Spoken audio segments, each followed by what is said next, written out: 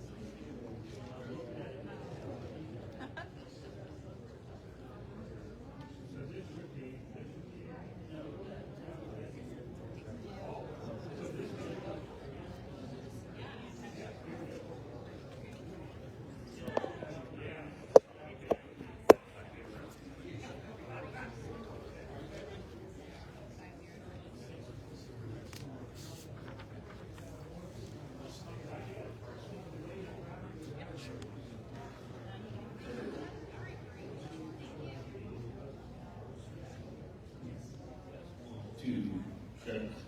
All right. Thank you, everyone, for coming out tonight. My name is Mark Stivers. I'm the newer, I can't say new anymore, but I'll say newer-ish Township manager here. I was not present at the last meeting that took place here to talk about this, but we want to have time tonight to go through the new ordinance. Our attorney is coming. She got stuck in traffic coming out of Harrisburg, so she'll be here as soon as she gets here. But we wanted to go through the ordinance and look at it. Is the presentation ready?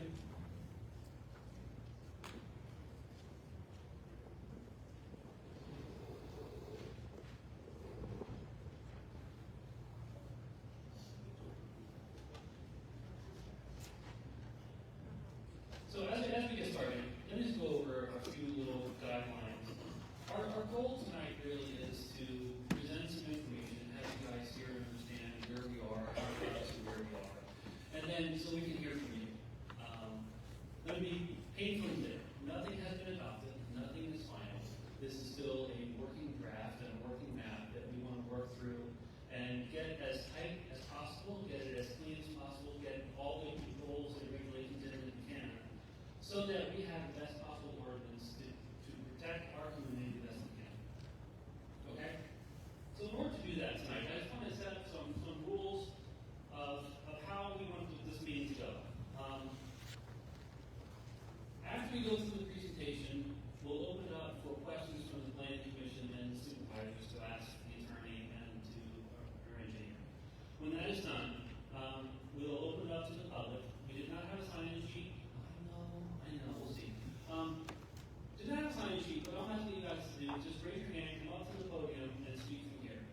What I don't want to happen tonight is people shouting out from the audience or screaming, yelling, and making comments from the back. That's not helpful. So come up to the podium so we can all hear, make your comment, ask your questions. We won't keep everyone to 5 minutes so we can keep going and hear from as many people as possible. Okay? We ask you when you come up, ask you to identify yourself with your name and address. And please, I know sometimes it's easy to get distracted, but address your comments to me and I'll direct them out to everybody. What I don't want to have happen is people start having conversations and start arguing with people in the audience. Okay? So if you have a question or comment, direct them to me and I'll redirect out to everybody. Okay? Thank you.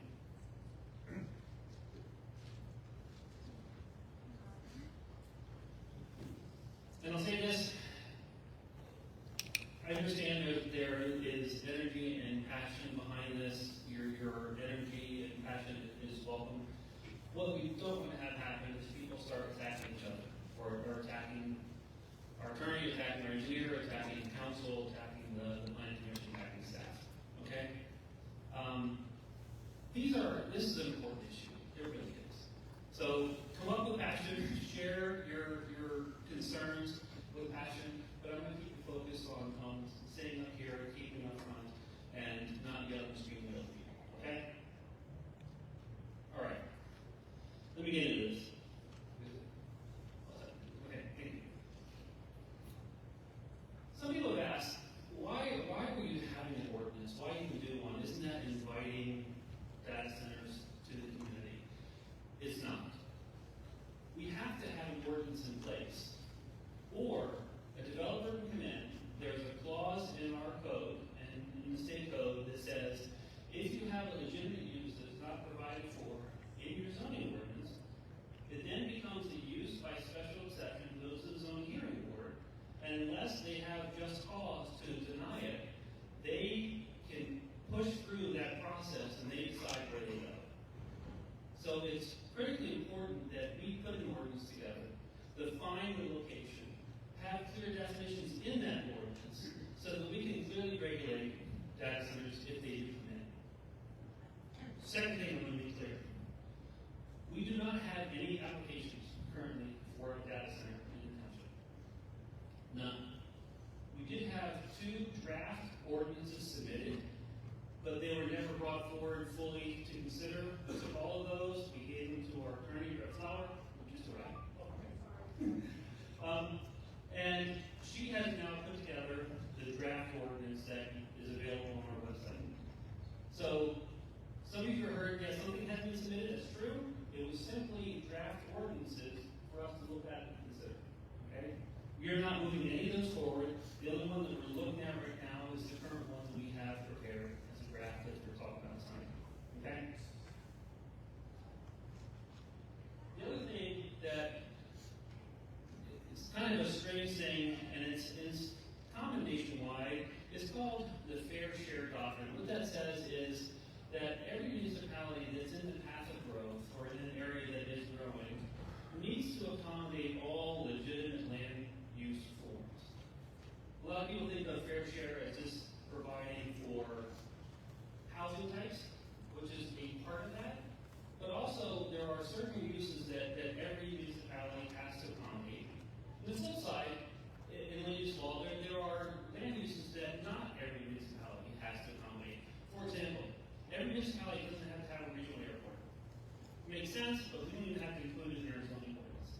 Every municipality doesn't have to have a port. Okay, those are our land uses that the state recognizes, you know what, those are regional things, those are bigger than a single municipality. Most other uses then have to be accommodated somewhere, somehow. Okay?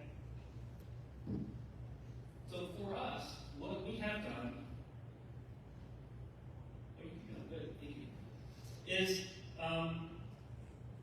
we have, one, like I said, adopted explicit definitions of the different things in there, and I'll have Attorney Flower go through some of those with us tonight. 2, we designated it as an overlay zone. Now, why do we do that?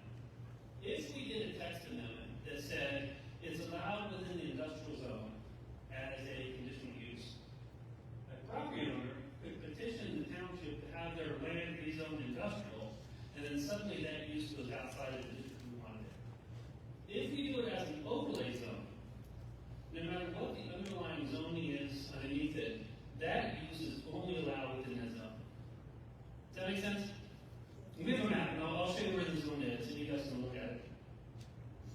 But that way, people can, if they want to petition to rezone their land somewhere, they want to do something like that, that's a different discussion than moving a data center use outside of the area that we think is most appropriate if you want them to come into the township. The other thing we did is there's 3 main processes used in zoning and land use in Pennsylvania, and they are use by right. So in an industrial zone, a lot of the industrial uses, you come in, you have a site, you can do a land development plan, you can build your property, your building.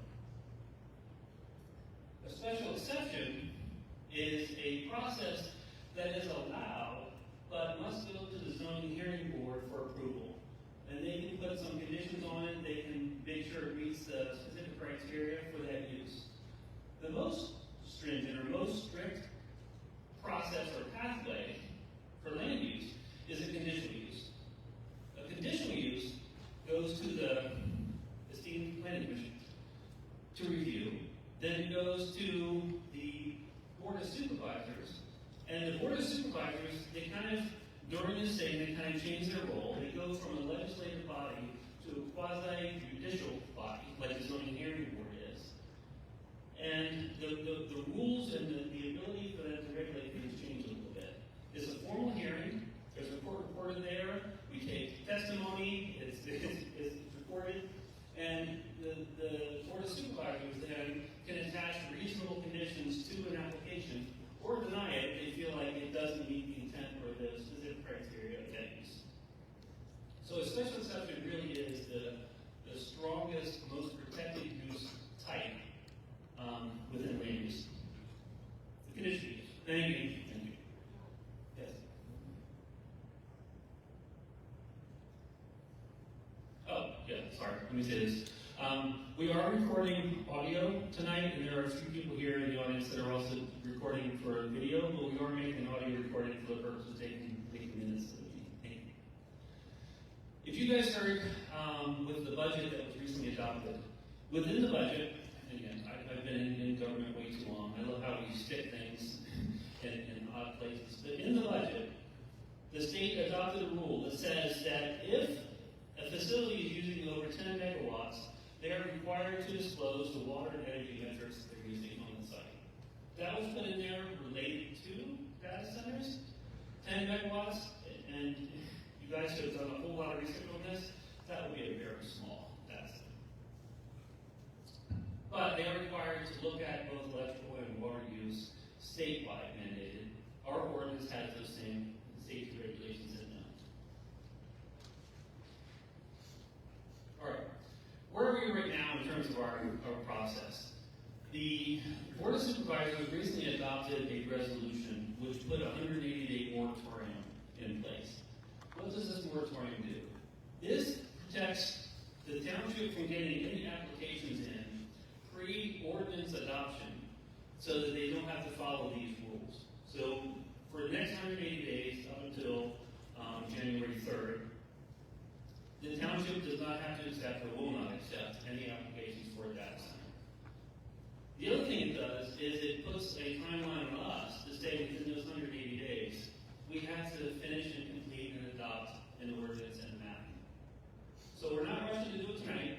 We're not here tonight to get an ordinance on the agenda for the next meeting. We're here to hear, but in the next 180 days, we have to finalize, advertise, and adopt an ordinance. Okay? So I just want to take a few minutes then and talk about why we're feeling the pressure that we are now to have data centers in this area. We know the symptom of this because this area is ripe for warehousing. Why are we ripe for warehousing?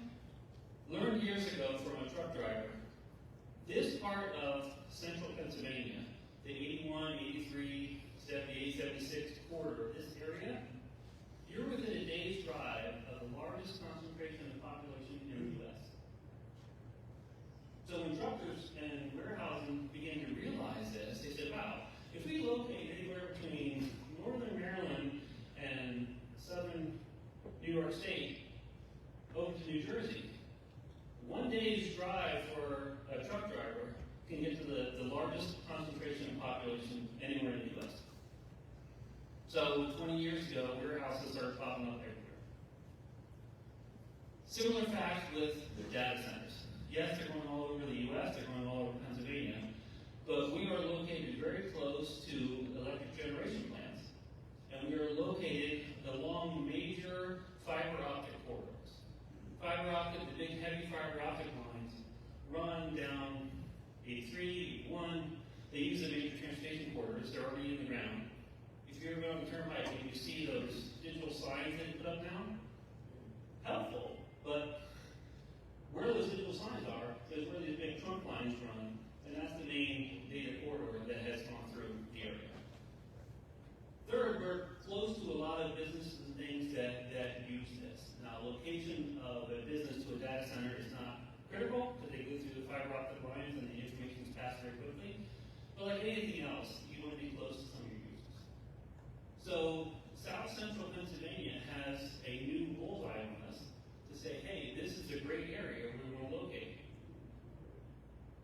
You know that 3 Mile Island, TMI, now Green Clean Energy, is scheduled to restart in 2027. Microsoft, several years ago, negotiated with them to re-energize that power plant for the sole purpose of putting electricity back into the grid that they will be pulling off for data center development. So we've seen this coming for a while, but it's here now. Moving on. Yeah, the last point I have on this is that this part of Pennsylvania, this area, has a significant selection of large contiguous parcels of ground to build these large facilities. Many of you heard about the large conglomerate set of data centers down in Virginia. Similar thing, they were close to energy, they had a lot of flat available land to build on. So these locations became critical. We are the next one. This area is next. So this township has been working hard, and I'm going to turn the mic over here to our attorney, Brett Flowers, to walk through, but we have been working hard to get an ordinance together so that we are protected. Because they are coming, they are looking, they are working in this area now. And so for us to have something in place like this is going to help us protect the township moving forward. Any questions on that before we dive into the ordinance itself? Okay. Brett? Good evening, everybody, and I apologize for running late. I wasn't expecting foolishly 83 to be a party. So we've been working on this for 6 months now at this point. There are some main pieces of the ordinances. Can you guys see me when I sit down as I'm looking at the ordinance? No, we can't. Nope. Could you introduce yourself? Oh, I'm This is the sorry. first time I think any of us have ever seen you. Sure. So I'm Brett Flower. I'm the attorney with Edgar Siemens. I focus almost 100% on working for municipalities. I've got a number of municipalities at this point that are working on or have adopted data center ordinances. And now I'm working in a couple different places for the municipality who are addressing data center applications or things like curative amendments, as Mark previously discussed. You know, if the ordinance doesn't address the use, an applicant can come in and propose their use go where they want it. And of course, municipalities then have to address those applications. Right. Hold the mic closer to you. I'm sorry, it's very loud in my head up here. So again, you know, I'm working with municipalities on this issue. I'm not working on behalf of the developers at any point. So I'm at this point, it's a new use in the area, but you know, you guys certainly aren't alone in trying to deal with it and getting into you know, addressing these hard questions. As this is a land use ordinance, it's going to have the same components as your zoning ordinance. You know, everything has to be defined. The definitions are one of the most important pieces. With a data center, they're at least not complex. You know, we know the elements of a data center at this point. There's the actual structure that has the electronics, but then the more problematic pieces of the data center are actually their accessories. The generators that come with these larger facilities the generators themselves are massive, but then we're seeing between 28 and 45 generators per building. And so that's where that impact typically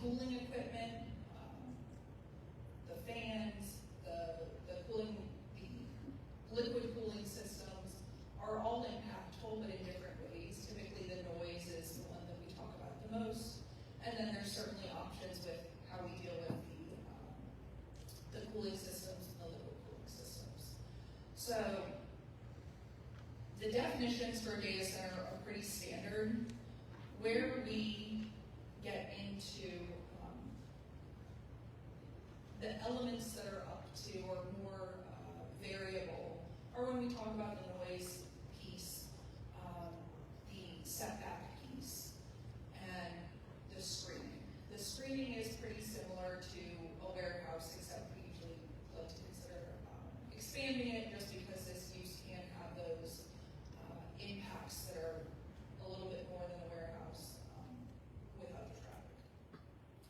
So currently, the ordinance or what's proposed, what's in the draft right now, is talking about the difference between setbacks with residential uses and industrial uses. So if the proposed data center or the proposed use is next to a warehouse, it doesn't really matter how loud it is. It can be a little bit louder. But if it's next to a residence, that's when there's a concern and potential for more impact. So currently, the minimum lot size for a potential applicant would be 100 contiguous acres. So the lot has to be at least 100 acres. It has to be in the same location.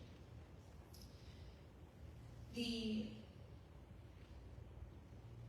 lot width is not as important, but the setbacks are. So setbacks where there is no residential use are 250 feet. So that means from the property line, the data center can't be closer than 250 feet in a non-residential district. So that's what your commercial districts where there are warehouses or other businesses that are typically not as sensitive receptors as residences. If there's a residential district or an existing residential use, so this would include a commercial district, but there's a house there, the setback increases to 500 feet. There are elements of the audio and visual screening, so that just means there are things like berms that you see with the warehouses, but then that's visual screening, so you're not looking at this massive monolithic building. The goal is to make it a little more appealing, and then there's also the audio screening, such as synthetic sound walls that would go around the generators or the fans.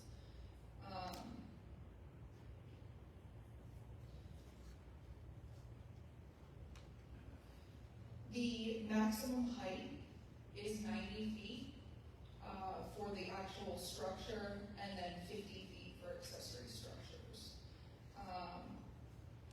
Maximum impervious coverage is 55%. So I don't remember what your current ordinance is for industrial. 85. Okay. I thought we'd reduce that maximum coverage. So in the definitions, there was a definition for data center park. What we're seeing with these more often are many multiple buildings on the same parcel. So we can't look at it and say, you're allowed one building, that's it. What we can do though is regulate the amount of impervious surface. So that covers your parking lots, your buildings, anything that doesn't allow water to infiltrate, and so that regulates your density. So 55% of the parcel could be covered in impervious surface, but also, which is pretty open. And then again, that also includes the buildings and the parking and everything that would not allow water to infiltrate.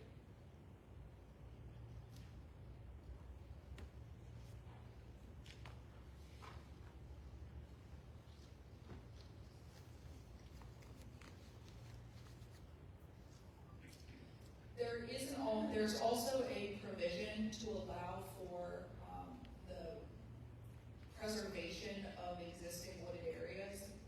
So in this area, I know everybody needs to see existing wooded areas torn down just because it's part of a land development plan.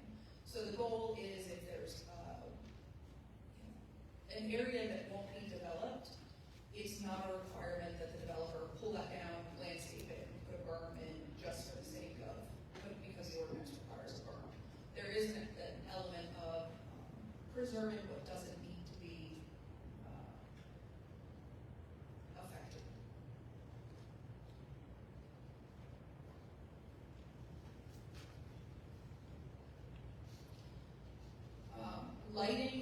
addressed. This is addressed similar to a warehouse. It's a data center typically doesn't have light impacts any worse than a warehouse would.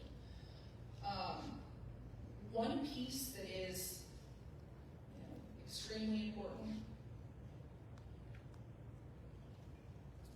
I see I'm jumping around, I apologize. One piece that is extremely important is obviously the sound. So what's in here now is a placeholder from another ordinance that I worked on, but the township has actually engaged a sound expert who is also only working for municipalities, both in litigation and in drafting ordinances. And so he has done a lot of work with data centers, specifically considering the best way to address this potential sound impacts.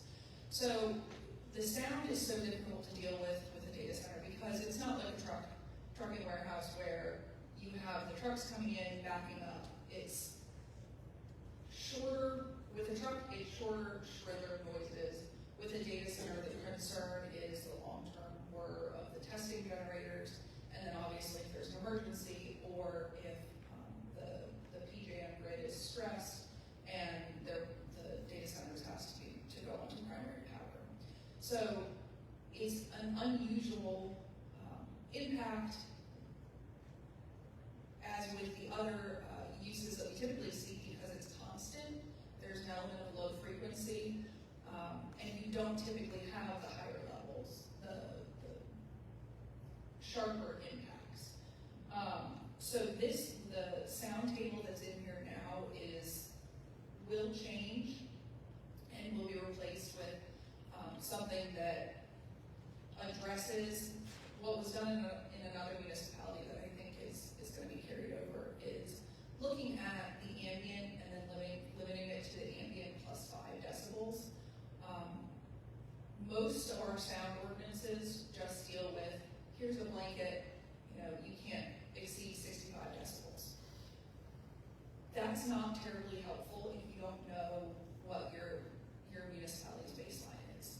I've got a client where we were working on sound studies for a data center application, and we found out that the urban municipality's ambient noise was 38 decibels during the day. I mean, that would be devastating if the maximum decibel was just allowed to be 65 in the ordinance, which doesn't sound terrible and is quieter than I'm talking now and is quieter than a regular conversation. But if that's the sound you're dealing with, where it's double what you're used to, double in decibels what you're used to, the impact is pretty extreme.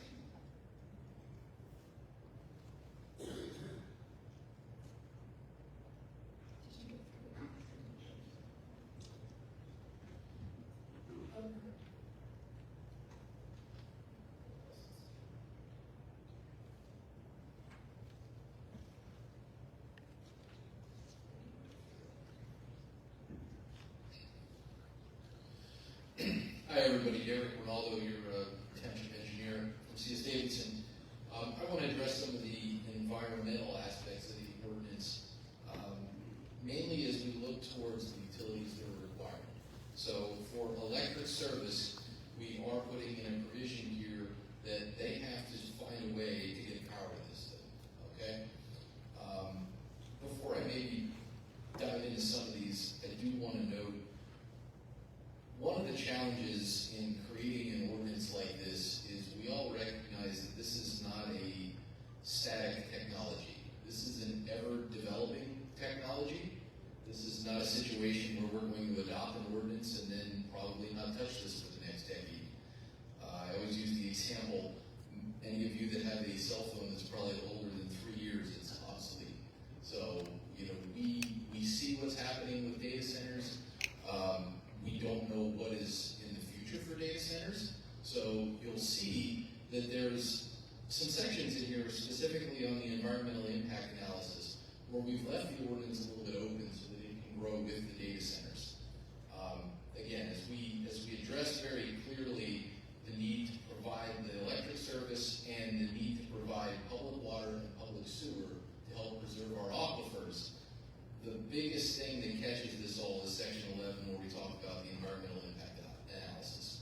we've listed multiple topics in there related to water supply, sewage, power, emergency services, stormwater.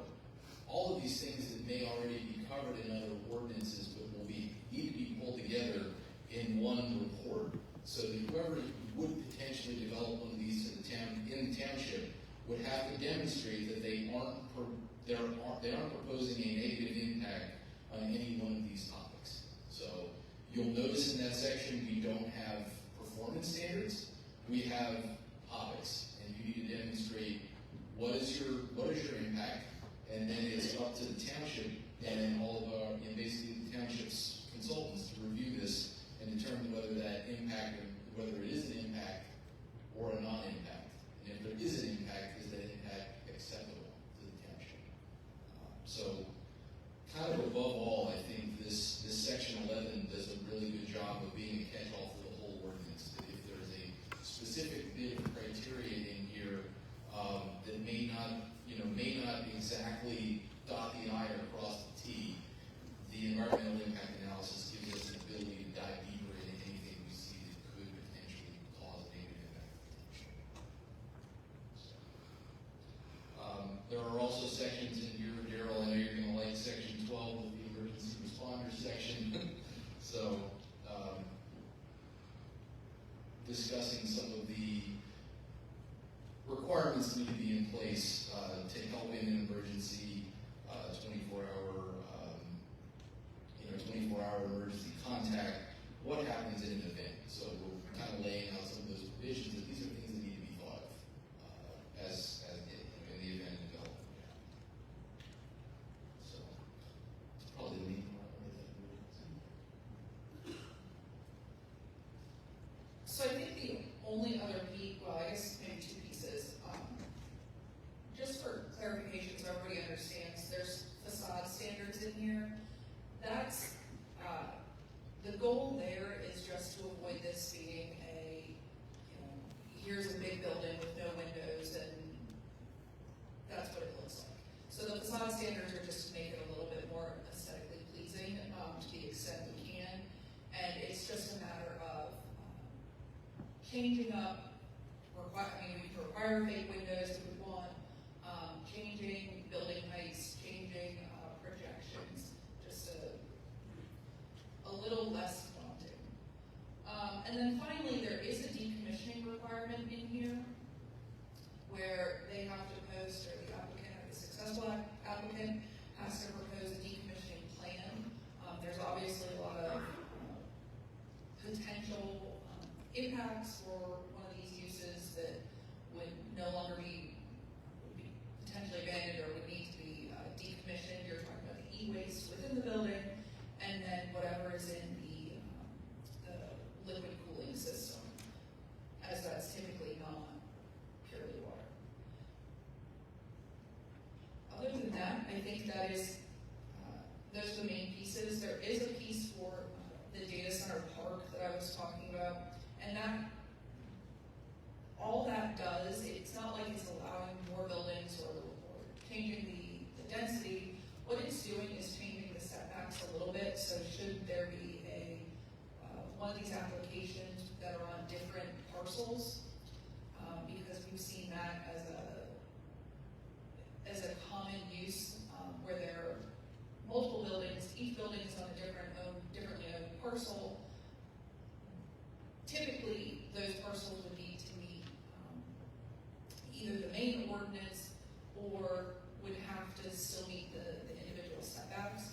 The data center park is structured so that those buildings can be clustered together to try and improve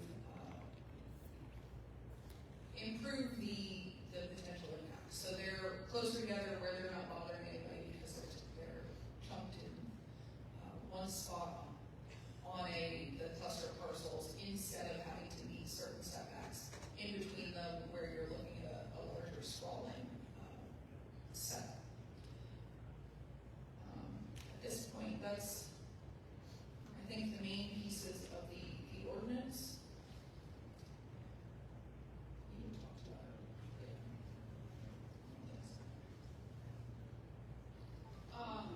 So, should the township adopt the ordinance, this comes through as a conditional use. The process if an application is received is that the township accepts it, the township reviews it administratively, are all the boxes checked, is everything that's required submitted. Once that's accepted, the application goes to the planning commission, and the planning commission has the opportunity to review and make any recommendations, and then make any recommendations as to whether the application should be approved, but also make any recommendations as to any reasonable conditions that should be attached. And of course, they can recommend denial if that's appropriate as well.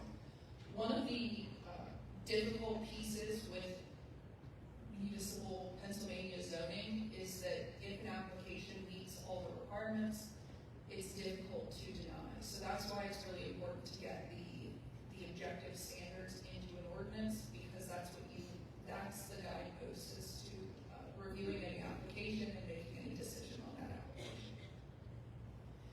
So once the planning commission has reviewed, the board of supervisors has to hold a hearing.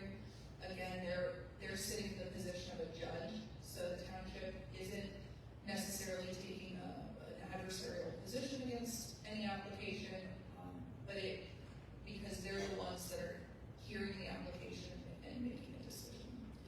That first public hearing has to occur within 60 days of the date of the application, and those are open to the public, and a record is made, a stenographer is present.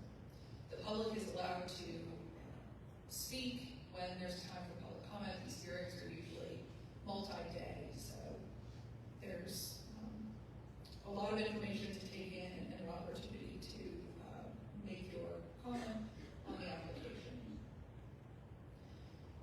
After the close of all evidence, then the supervisors make a decision. They've got to issue a written decision, and again, as Mark said, they can attach reasonable conditions that are related to the application in front of them. And I think that's it. Okay, if you can flip to the map.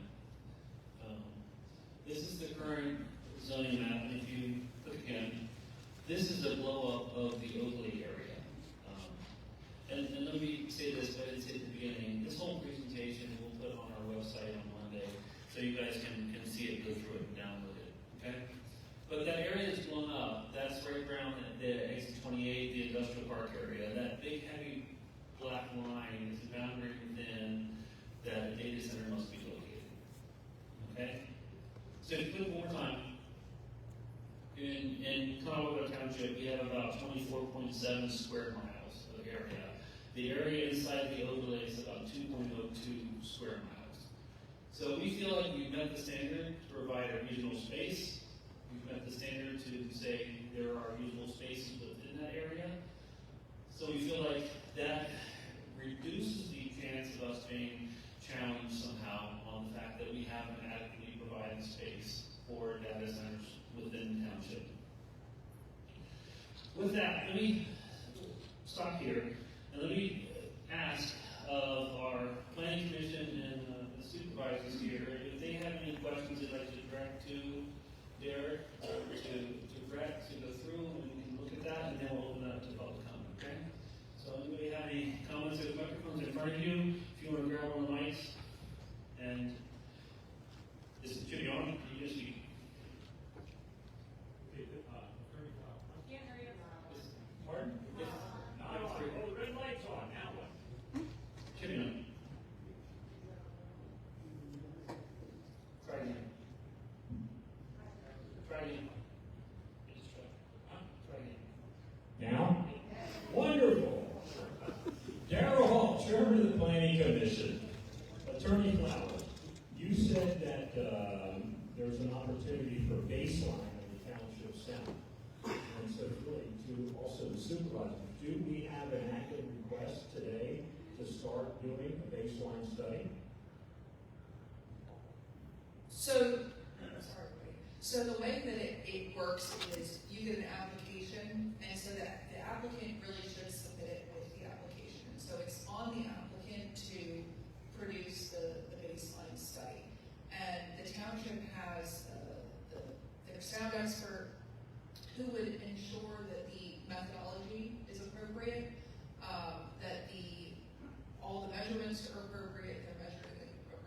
application, and that the results are accurate as to the professional acoustic standards as well as under the ordinance. So the township, the burden isn't on the township to go out and collect all this data now, it comes in with the application. Okay, good. Continuing in the sound question, the draft ordinance obviously introduces some new terminology and statistics around sound. We're all used to decibel levels and only decibel levels. When were these new terminologies, how long have they been used, where have they been used before successfully? I obviously have a lot of questions for the upcoming sound engineer when we get to meet with him. But can you just kind of summarize where that came from? So I'm not going to get into the scientific pieces of the sound, but I will tell you that the LEQ standard that's used in here is going to be replaced by an L90 standard. And so the L90 standard is, now again, I'm a lawyer, so I don't have to do math. But the L90 standard it takes the average, or it considers the average of the 90% of the day. So you're cutting out the truck going by, or the bird chirping that's going to affect the DBA and the LEQ. And so the goal of not the goal of the L90, but the goal of using the L90 is that you're normalizing that baseline, so you're getting an accurate representation of what we experience. The DBA and LEQ are affected by those sharp bursts because now your baseline level is obviously increased, when that's really not representative of our day-to-day, our overall experience with sound. Okay, thank you. One last question. When we first received the copy of the draft, we were asked to take a look at it, which I think the whole planning commission did. And back a number of months ago, I think before you started working, we submitted various things that we thought should be in the ordinance. I had 11 items on my list. Your draft contains 2 of them, but I'm wondering the other, 9.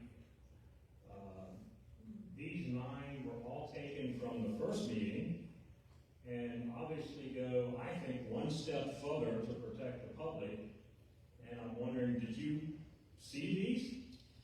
Not that I recall, but I'm happy to take a Okay, that's what I was afraid of. I was afraid you didn't even see it.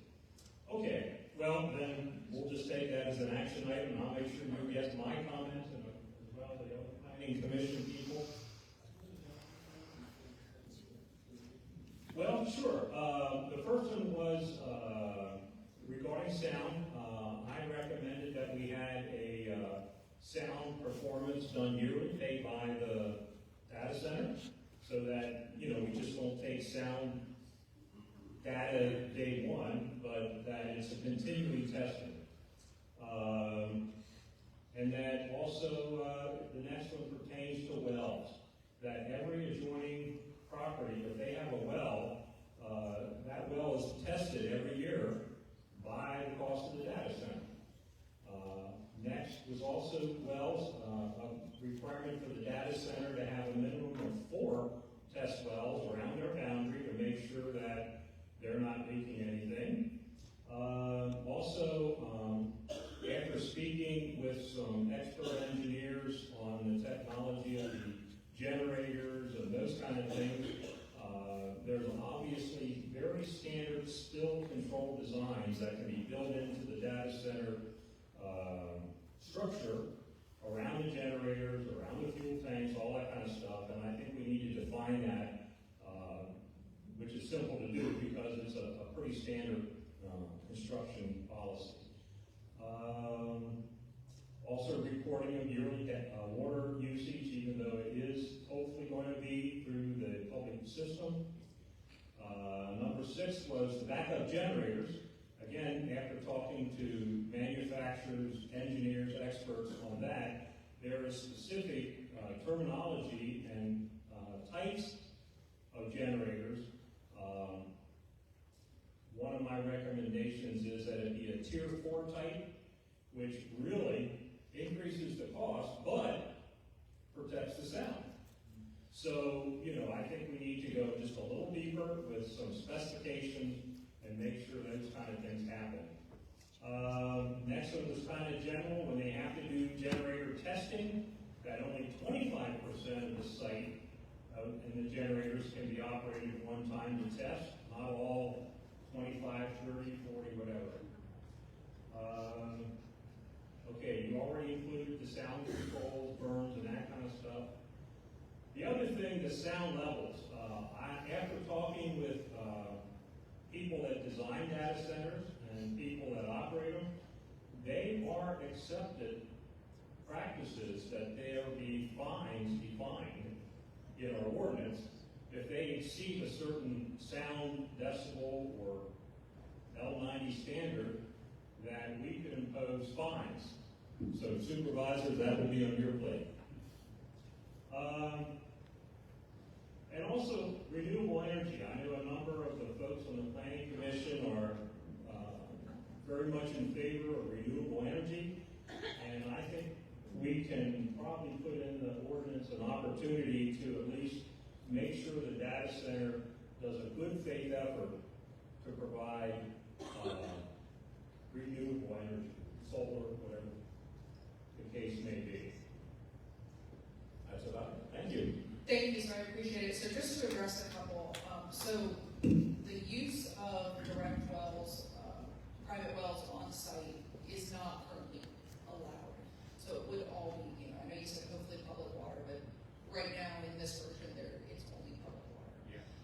The tier 4 generators are, they're actually better for air quality. They significantly reduce they're much more efficient, so they significantly reduce the emissions. We don't typically require you must use a tier 4 generator because, as Derek pointed out, the technology is always improving. So we can add tier 4 or some language that that requires the equivalent. Yeah. I wrote down testing, but I'm not sure I remember what that one. Oh, the generator testing. So the generator testing it's controlled by the noise ordinance, as well as it's usually controlled by DEP under their permit. They're the ones that are going to define the testing schedule. And there is a philosophical question in there for the township, because one concept is where you've got these larger projects that have so many generators that they're supposed to be tested the majority for 15 minutes a quarter, but there's certain they can reach up to 50 hours. So do you want longer, does the township want to address an opportunity for manipulation of the testing schedule so it's potentially louder for shorter terms, or do you allow the lower baseline for the daylight hours? That's a question for you guys and how you want to address that. And then on the fines piece, so under the state law that controls our zoning, the Municipalities Planning Act, the fines are set forth in that statute. At $500 a day, there's a violation. We get asked all the time, can we write in there that we pull an occupancy permit in the event there's a fine? Under Pennsylvania law, we cannot. We can impose a $500 fine per day, or we can go to court and ask for an injunction, which is how we would shut it down. We can't alter that, but the township can adopt a separate nuisance ordinance which allows for fines, but then we're still limited by imposing only a summary offense, which I believe is a maximum of $1,000 a day. So, these projects are multi-billion-dollar projects. So getting the fines and the penalties to be meaningful is difficult. But, that's a position that Pennsylvania law puts us in. Thank you for your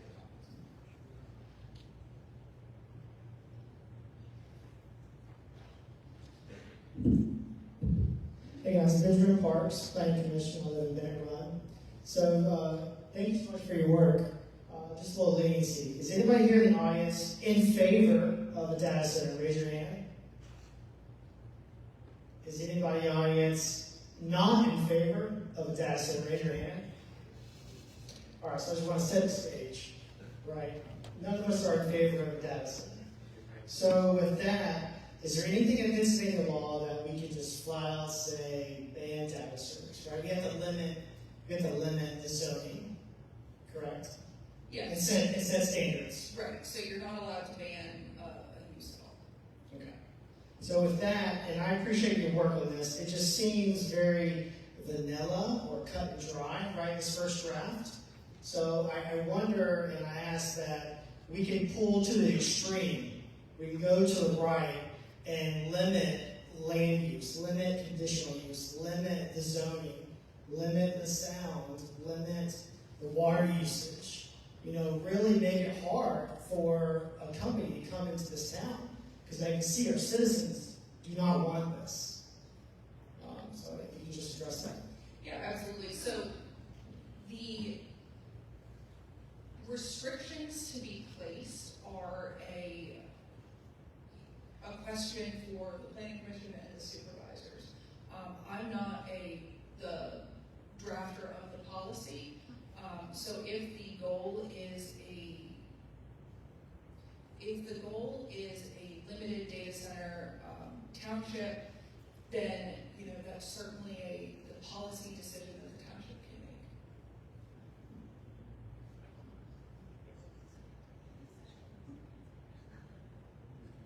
Should be all right. Yes, ma'am. Okay. Hey, welcome. On the trip back from fishing in Jersey last month, I stopped by a data center in Valley Forge because I had never been to one before, and this was a 12 megawatt center. And in 2023, it was one of the largest one in Pennsylvania, but since then, we've come out with the hyperscale ones, which are twice as big.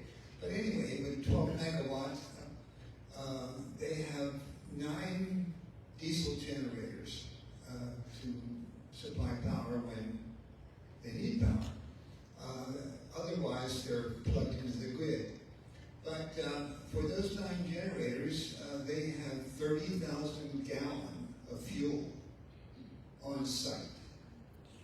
And as I read through our ordinance, it doesn't really address the potential for that item. So I'm just bringing it up as something we want to look at and comment on. That's it.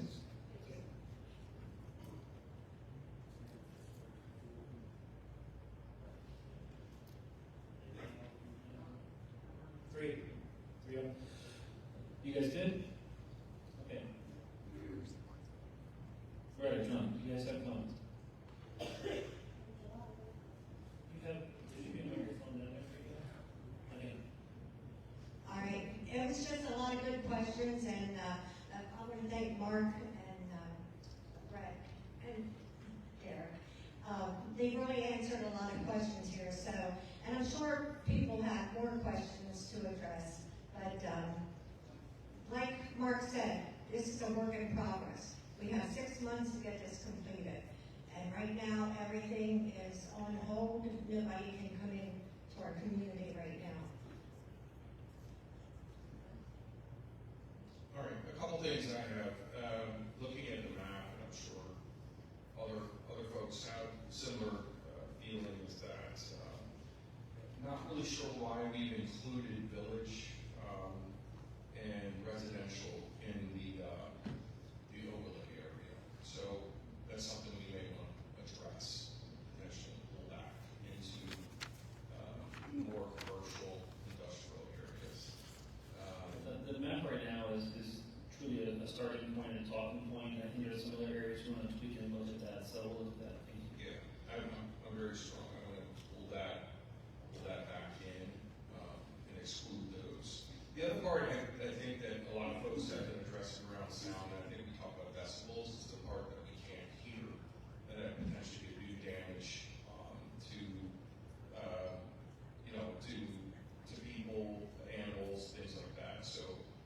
what are we doing to address that? I know we're talking about decibels, but are we also looking at the things that we can't hear? Yes, so that's part of your acoustic experts purview, and so it's typically in the control with the DEC readings. That's the low hum, the vibrations, that stuff, and that will be addressed.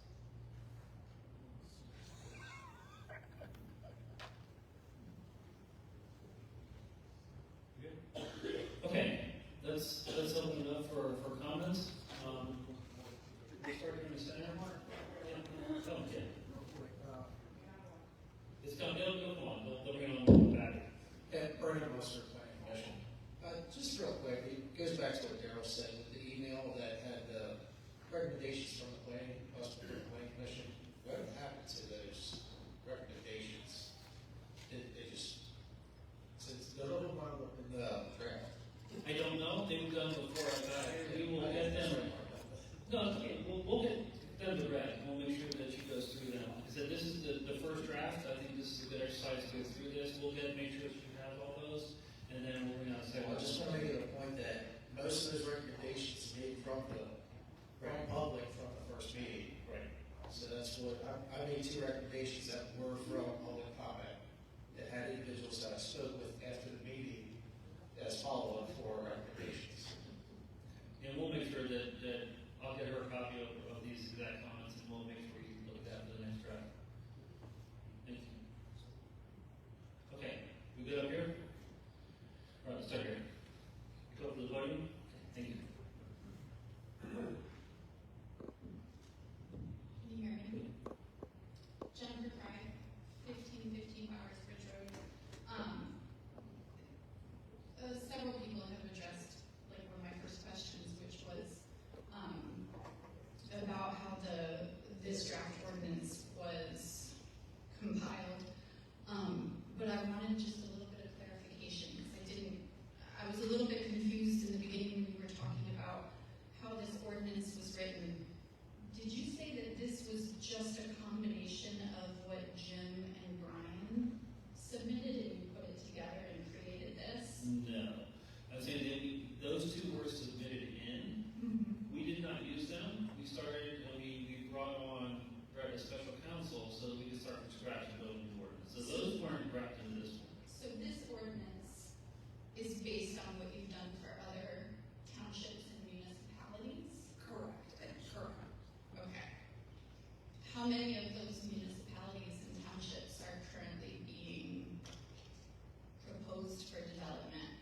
Well, I've got one that has, one that I'm in as special counsel that has 6 data center, I was brought in after this, 6 data center applications and 1 power plant.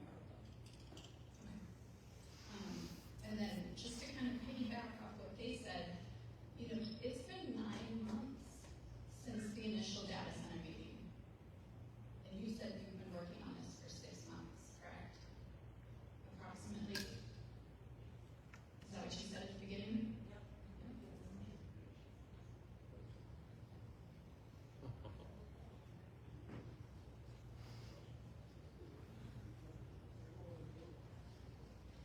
Yes. Okay. So, for John and Greta, just like the Planning Commission has submitted their recommendations, many of us in the township have sent in multiple model ordinances that really protect the communities that they were written for. None of that has ended up in this draft ordinance. It is, like Ben said, very vanilla, very open-ended. On its face, it presents as very developer-friendly and it could go any which way. Why did she not have the information that we sent you guys? Why did she not have the information that the Planning Commission turned over? How did we end up with this? Okay, sorry. So first, when Brett came on, we gave her direction to give us a baseline ordinance to start building. My vision was to have public meetings to start getting direct input from the public so we can start morphing and changing. Just because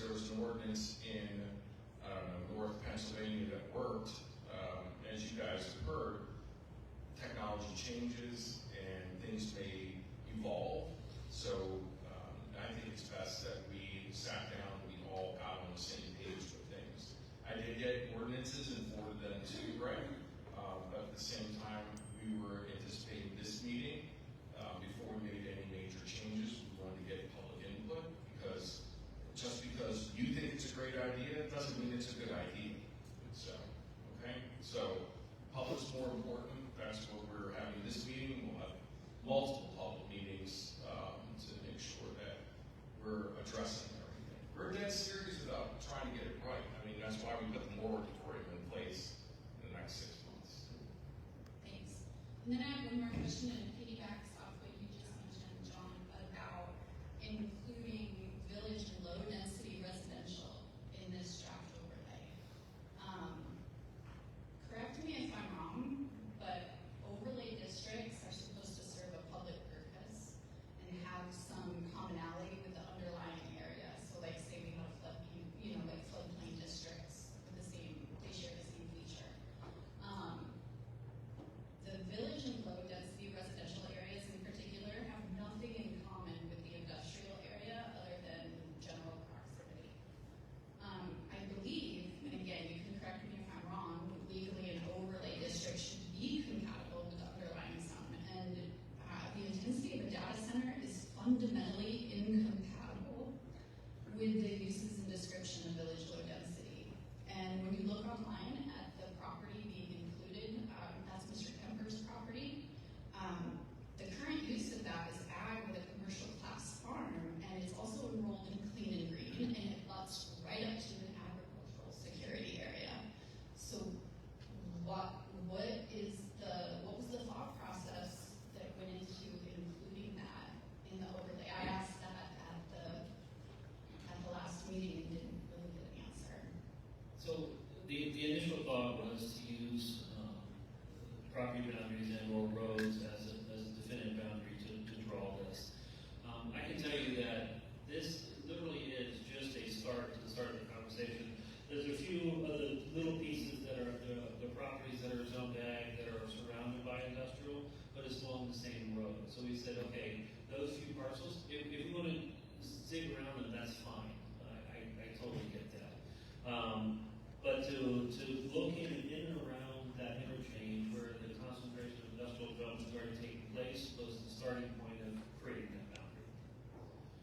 But I promise you, we will adjust it. We will look at that and appreciate your comments, and we can take that out. That doesn't really answer my question. Why did you include village? I did answer your question, I thought, because I'm saying that we drew the boundary around using parcel lines and roads. So that was just within that So boundary. you're just following the road? Yeah, we're following that. So we'll cut it out. That's not a problem. All right, thanks. Yeah. All right, let's stay in this section. Next one. Okay.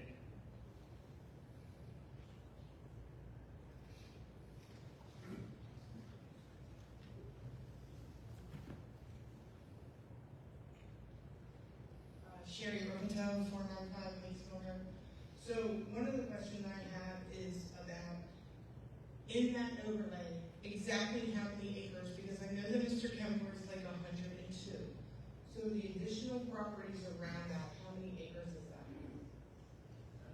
Calculation I didn't run yet, so we can look at that. There are a few parcels in there that are over 100 acres so that we are safe from any legal challenges. Right. But I did not count all. What my concern is that we have that as continuous acres. So if you take Mr. Kemper and any other land that may equal another 100 acres, you're talking a good 2 data centers or more. Because you're saying that you can put a data center in every 100 acres. And on there it says it can be continuous. So as a public, we need to know exactly how many acres are there. Like I said, I know Mr. Kemper is 102. So that's one data center. No, let me clarify that. You need, the parcel is a minimum of 100 acres in order to put in an application for a data center. Right, but then they can add the land around. Correct, but it's not one data center per 100 acres. So It's just, if someone comes in with an application and they want to buy up 3 or 4 parcels and accumulate a larger, they could do larger, but the minimum parcel size to start with is 100 acres. Some ordinances do it on 25 acres. We thought 100 at least. Well, my concern is, I I live down the street, I'm on the left. We all know that that's gonna affect all of us, and we are downhill. So we went from it being a mile and a half from my house to now being less than a half a mile from my house. And you're talking as a historic district in reality. Town is losing its historic value because we just keep building and building. Why aren't we saving that neighborhood? Because Conewago started with Town, and now we're just building. And we're building. And we're not doing anything to save it. I mean, I moved here to retire, and now I'm stuck in this crap. And it is. I mean, so, I don't mean to, but there was something else I wanted to ask. Oh, another thing. Why are we allowing it to be 90 feet tall? Do you know that York Hospital's new addition is only 70 feet? 90 feet is as tall as one of our silos. And that makes no sense. Why would we allow a building that tall in a farm per se small district? We're not big. Why would we allow something that big, that tall? Good point. We'll look at that. I know some of the one warehouse that we have now is There's one. 130. Right, it's too tall. 110. Yeah. 110. It's too big.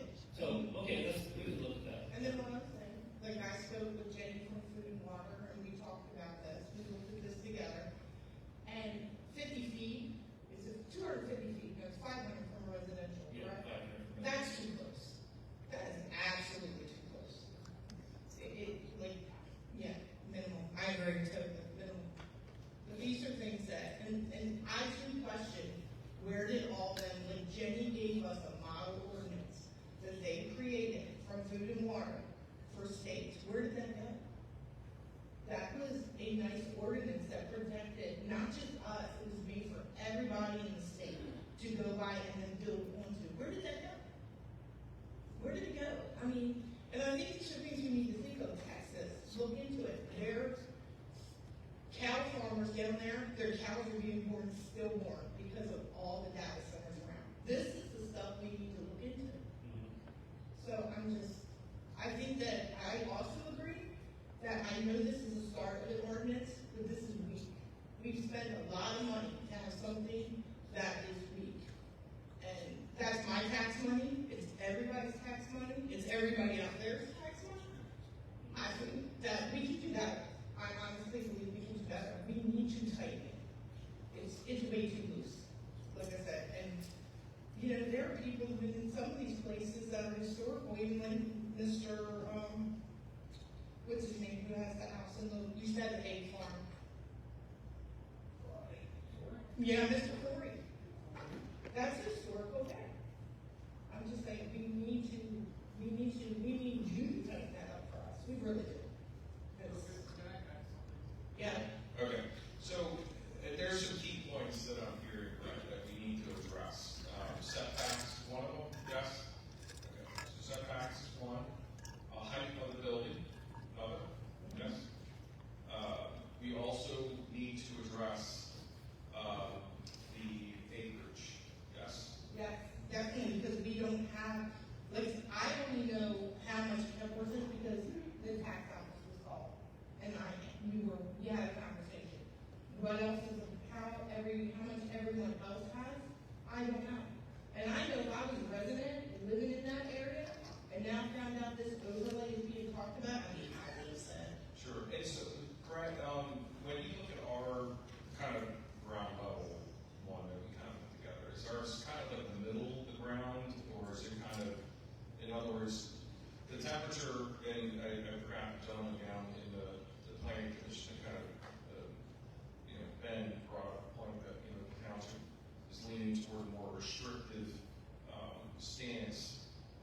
Does that kind of alter how you look at some of those numbers now? Yeah, absolutely. That's the policy the township wants to pursue. There's a number of things. For the 500-foot setbacks, that's actually from Loudoun County, who this year increased theirs to 500 feet. Cumberland County, the county's model ordinance recommends 35 feet. So the 500 feet is on the stronger side for data centers. The 100 parcel, that's again on the stronger side. The minimum lot sizes vary from 25 acres up to 200 acres. There are certain things, that's the position the township, the policy that the township wants to take. We can absolutely. Because I've heard up to 1,000 acres, only 1,000 feet from houses. I've heard even that far and a little further. I know I wouldn't put that in my backyard. There's no way. We're gonna hear enough noise from it as it is. So there's, just so we're clear, there's 1,000 feet from houses, because that's another designation that can be used where you're looking at the actual structure. What we're talking about here is 500 feet from the property line, from this parcel's property line. Yeah, And that way it's it's 1,000, because I would not want 500 feet. I would want, honestly, I wanted a couple acres. If you're gonna have it, I mean, that's ridiculous. I mean, that's.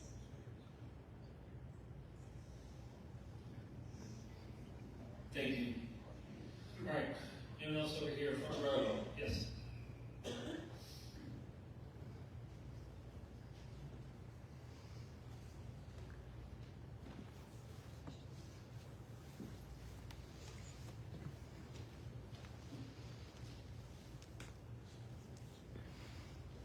Hi, First Murphy.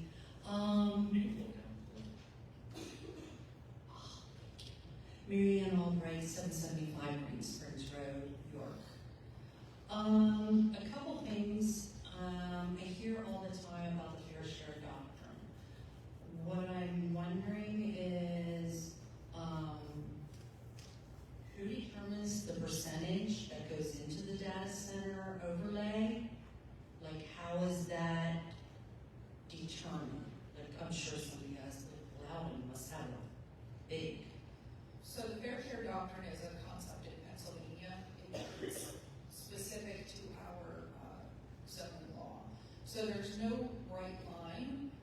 We just have to allow for the uses in Pennsylvania, or allow for the uses within our municipality.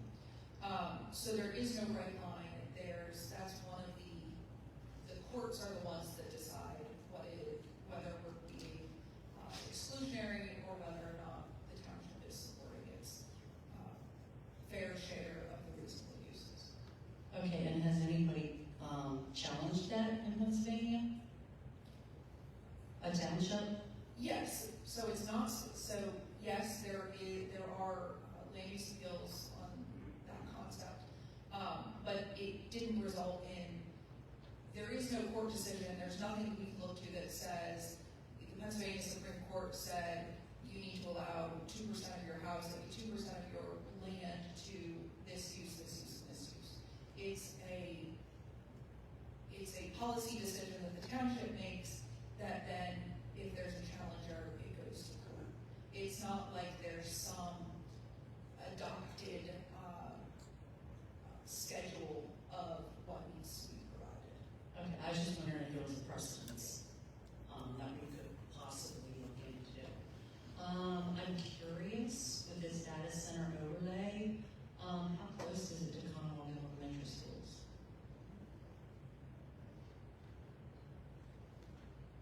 To measure that and look, but we're down the elementary schools here, so we could look and see. I don't know the exact dimensions. We'll look into that. And then the senior center. It's close pretty to that. close Yeah, to it's the close to the senior senior center. center, yeah. Okay, and when you're adopting everything, is like things, do you take into consideration things that have been affecting our area, like York Haven, American Lung Association had State of the Air report and included York Haven ranked one of the worst in Pennsylvania for particulate pollution. So I'm like, you already gave us this, I don't need any more. Especially, I'm sure the seniors wouldn't like it either, because we have problems with our lungs. The other thing is, on ProPublica, is a detailed map of cancer-causing industrial air pollution, and they rank them, and your PA falls into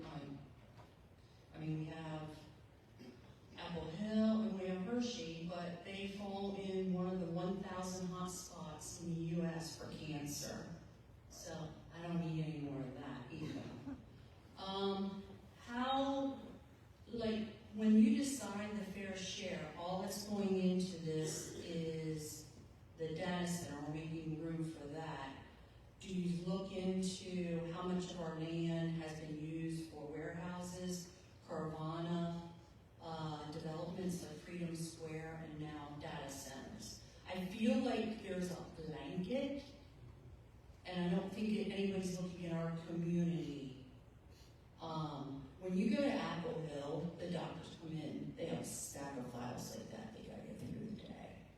So I'm finding that, and if you look on prayer pages, churches, first things a new pastor asks, why do you have so much cancer prayer requests? Curious to know why a right to know was denied. Somebody asked for communications between Ms. Flowers and the township. Why were they denied that? That's a different question. I'm trying to stay focused on just the data centers. If there was a legal standing by which those certain documents were excluded from a right to know, that'd be a different question. There is an attorney-client privilege that does not make it a public document, but without one specifics, I don't know exactly which one you're talking about, so I'd probably keep that as a separate discussion here. Okay, I'm just questioning because you say attorney-client privilege, and yet I think we're paying for the lawyer. So I just kind of have that thought. In communication between Josh Kopp, Derek Ronaldo, Bethany Inman, Marcy Barna, and Ms. Flowers on Wednesday, November 5th, 2025, I got this from a right to know. As discussed today, this is from Ms. Flowers. As I discussed today, I recommend township work internally on the ordinance to address the protections that the township would like to see incorporated. A meeting with the developer at this stage is likely going to be a discussion of ordinance terms that will be changed. If you would like to meet with the developer, I suggest the scope of the meeting be limited to about the proposed development so we can get an understanding of what metrics this developer can live with. The last sentence reads as though the township and our lawyer are more concerned about the developer and meeting his criteria. This puts the developer in the driver's seat instead of the people we elected to represent the community. I'm kind of wondering what, I would just like to comment on that statement. That came from a potential developer request to meet with the township to discuss an ordinance. My recommendation was obviously that we not do that, and no meeting was ever held.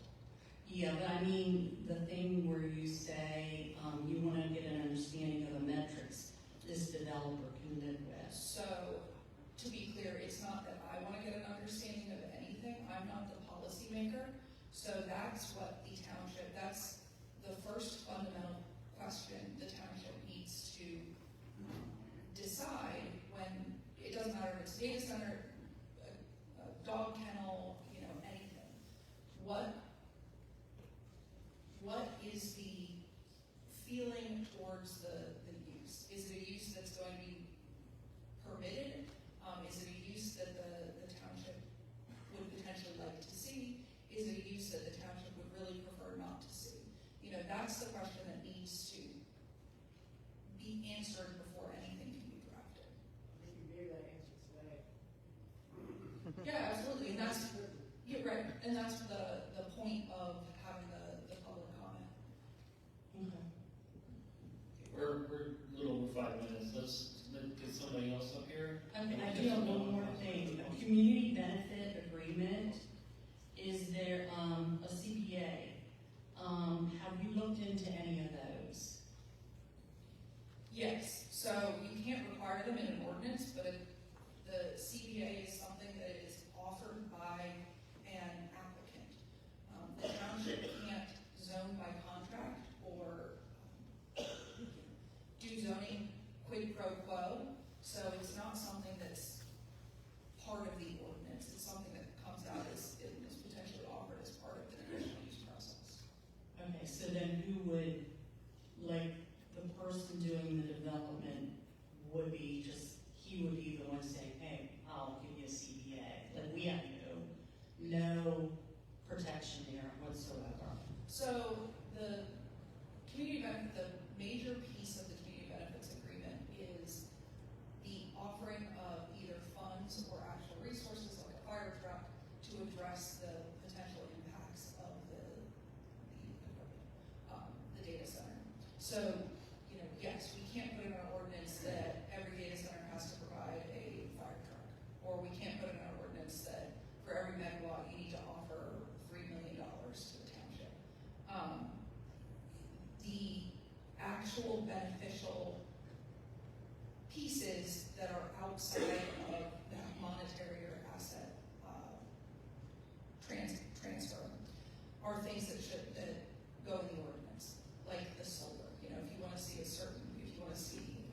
renewable energy as part of it, that works into the community benefits agreement if one's offered, but it starts with the ordinance. As part of the process, the developer can always offer, you know, additional things that they're willing to do that are not in the ordinance that make it more palatable.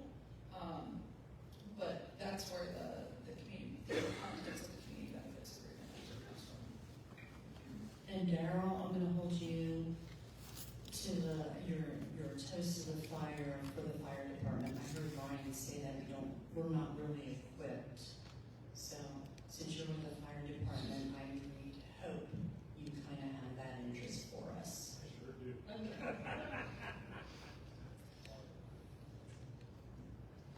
Okay, I'm going to try to keep us to 5 minutes to get through as many people as possible. Okay, but thank you for your comments. Jessica Paulus, 10 Cemetery Road, Manchester. My question is, when planning out these lines, why is it okay to force people out of their homes, first of all? You guys want to build something new, and these people own properties that they have spent generations building. And you want to go in with eminent domain, and either force them to be out of their homes one way or the other. The other question I had, actually I have several. Based on We'll do one at a time. Let me be painfully clear here. This is not an eminent domain action in any way whatsoever.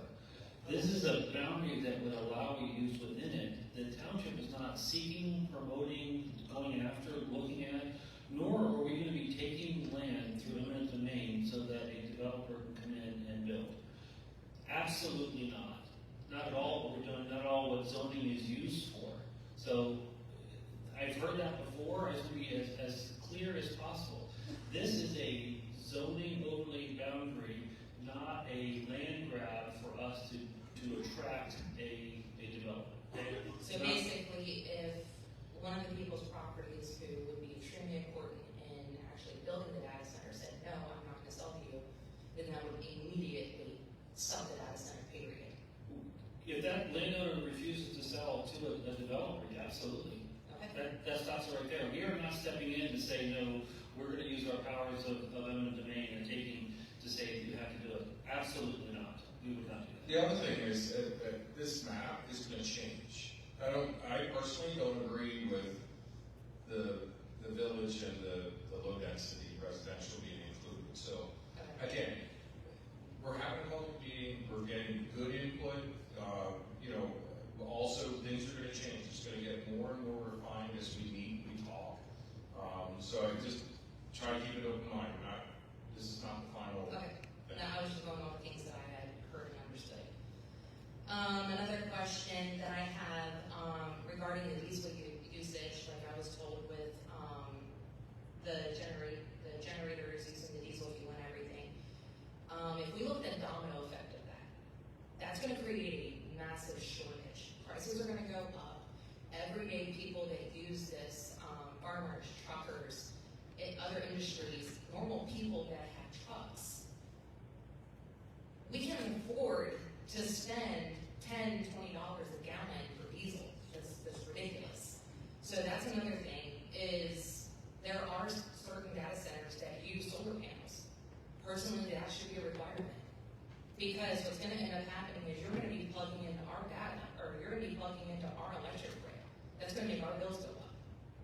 Whether it's true or not, based on what I have seen and I have read in other areas, people's bills are going up because of the wattage usage. And we're going to see an effect in that, including our water, which is another thing. I mean, these are just statements I'm saying, not questions. This is a question though. Instead of having our water tested once a year, I think it should be tested quarterly, and that if anything is subsidized by a third party that is flagged as contaminated, the data center companies should be held liable for installing a full filtration system that is safe to ingest the water in our homes. We should not have to go out and buy bottled water or hook up to the public water system.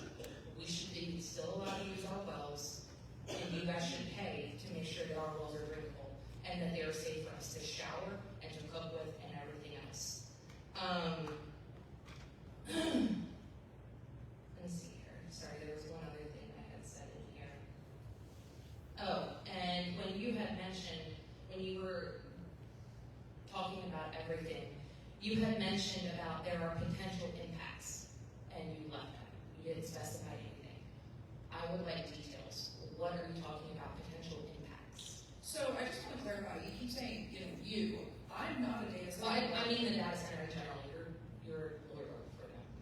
No, I'm not a lawyer. Oh, I'm a lawyer for the township. Okay. So I'm So the not, data, sorry. right, so I am not here on behalf of an applicant, I'm here on behalf of the township. Okay.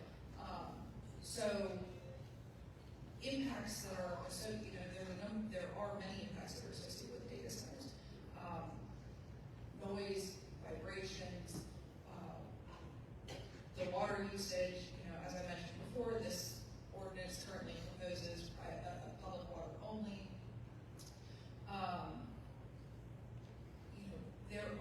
Is there a specific, I'm not a data center developer, so, there's air quality, there's the generator usage, or is there something specific you're? Well, the other thing too, you mentioned about sound, and yes, those artificial barriers and such that they were talking about, that's fine, but sound also travels up and out. So we're still going to be impacted by the sound. We're still going to be affected with the air quality. We're still going to be, and from what I have seen evidence-wise, people are complaining of headaches. Personally, I am one that suffers from cluster headaches, which are also known as suicide migraines. I have them under control now, but I don't want something near me. I limit things as it is, just to be able to function daily. And I don't need something like that close to me that literally will make me kill myself. Because that's the type of pain where I don't wish upon anyone. And that's something that I understand they want to put this stuff in here, but like Sherry said, we're a historical town. We need to try to keep it that way. And personally, if they want to build somewhere, build it in the middle of the desert. Like, build it somewhere else that literally is nowhere. If they want to go and run public water to it, they got billions of dollars. Run a pipe. Like, that's in my opinion. Thank you. All right, come down, we got to the first row, I think. Second row, anyone have direct comments you want to get into? Third, sorry, thank you. Yeah, let's, sorry. If you want to speak, we'll take it, we'll do like we do in bigger areas. If you want to get in the line behind instead of doing this, let's just go ahead and get a few people queued up so that we're not wasting time in between our own time. That's a great idea, thanks. Just so everybody's clear, Brett does represent the township, and she really works. She really works to make sure legally we are putting something forth that will stand up in court if it's tested. So she's trying to get all the input she can, and that's why she's here tonight. So I just want to make sure you guys understand she's not working for the data centers or any other interest, but more trying to gather information to create something that's bulletproof legally. Okay.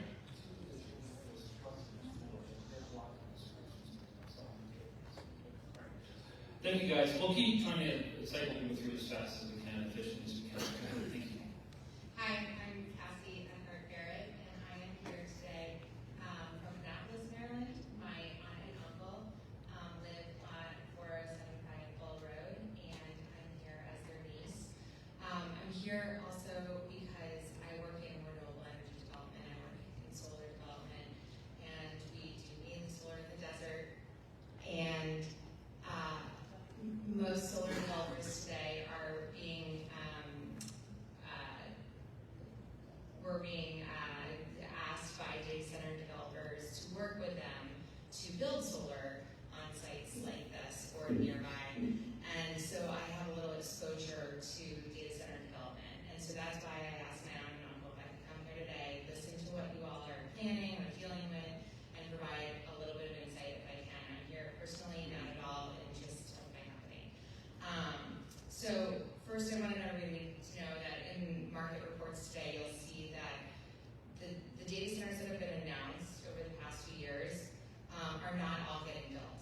only 20% of the data centers that are expected or have been announced for 2027 and 28 are actually under construction today.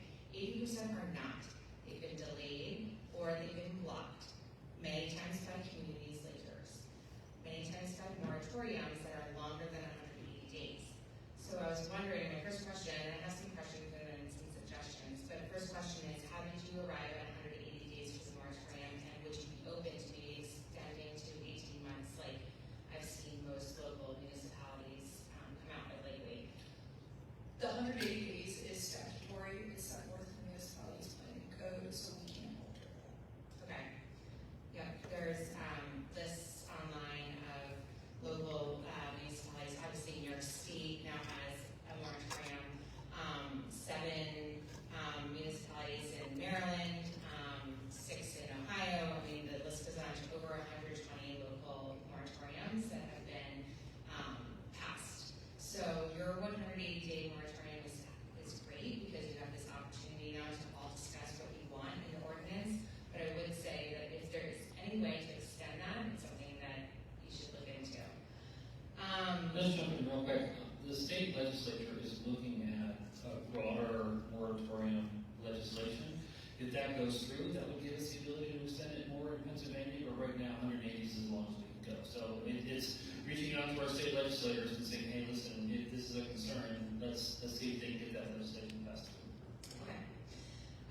The second comment that I have just for my own work is if you are going to have an ordinance and have an overlay map, you are opening the door for applicants.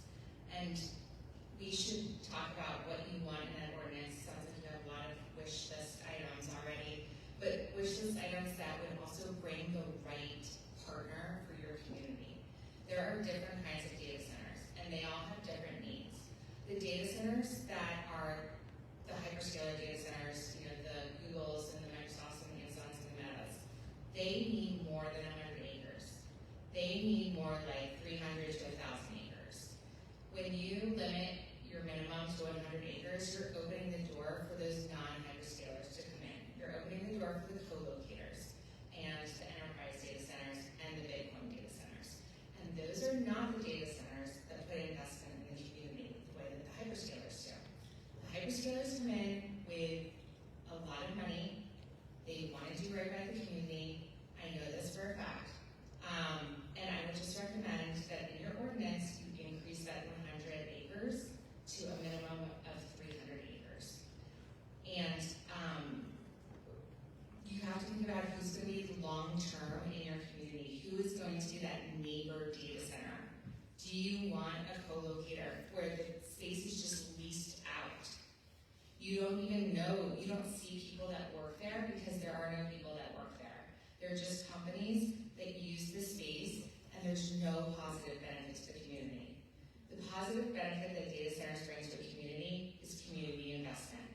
So you should formulate your ordinance to go after those that would make a community investment. And I understand the community benefits agreement is not allowed to be in the ordinance, but by making the ordinance attractive to hyperscalers only, that's what you're bringing. The next comment that I have is about proof of electric supply. I know that First Energy's load study process has 2 different processes. One is a 45-day process where the data center developer can get a first screening that basically means nothing. Then you have to apply, put down a lump sum of a large amount of money to actually have a full load study process, and it can take a year. So one of the questions I had was in the ordinance, it's very open-ended on what type of proof you would need for the electric supply. Would you need some kind of agreement in place? Would you need a supply commitment? Would you need to see the load study results? Like, what is it that you're asking for from the electric supply? Okay, make this the last one because we're a little over 5 minutes now, so we're going to keep moving. So we are limited because the electric is in Pennsylvania's control by the Public Utilities Commission. We're limited in what we can ask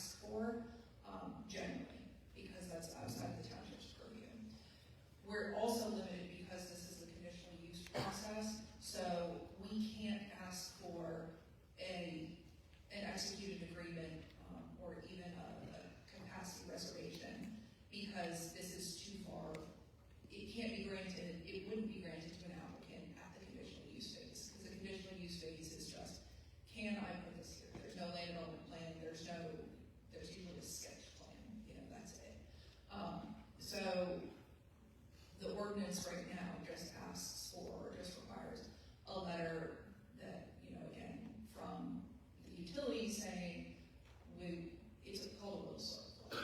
It's not a capacity reservation, it's we acknowledge you're in our grid, and we sort of promise we'll serve you. Okay, just to reply to that real quick and then move on. In the industry right now, the number one thing that all developers are doing is going out and selling their powered land. So they go and they find the acreage that they need to meet under the ordinance. They develop that land, they get that supply commitment, which is really just a letter, and then they go and they put it up for sale and they find the highest bidder, and then they bring in a data center that's going to come in and ruin your water and be loud and do all the negative things and not do any of the positive things. So again, I really think that having a higher bar or knowing that this is a real data center developer and not someone who's going to sell and flip the powered land is what you want. I think it's what the township wants, is a long-term owner-operator in your community who's going to do right to your community. And electric supply is the number one thing that everybody's looking for. So having that be the number one criteria that you focus on along with the acreage in your ordinance would be my recommendation. Thank you. All right, so we're going to use the front two rows here. If you have people, if you don't want to stand in the back, do that. James,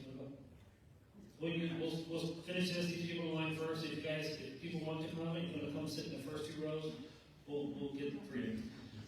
Then. My second, James Sanders, 830 Bremer Road.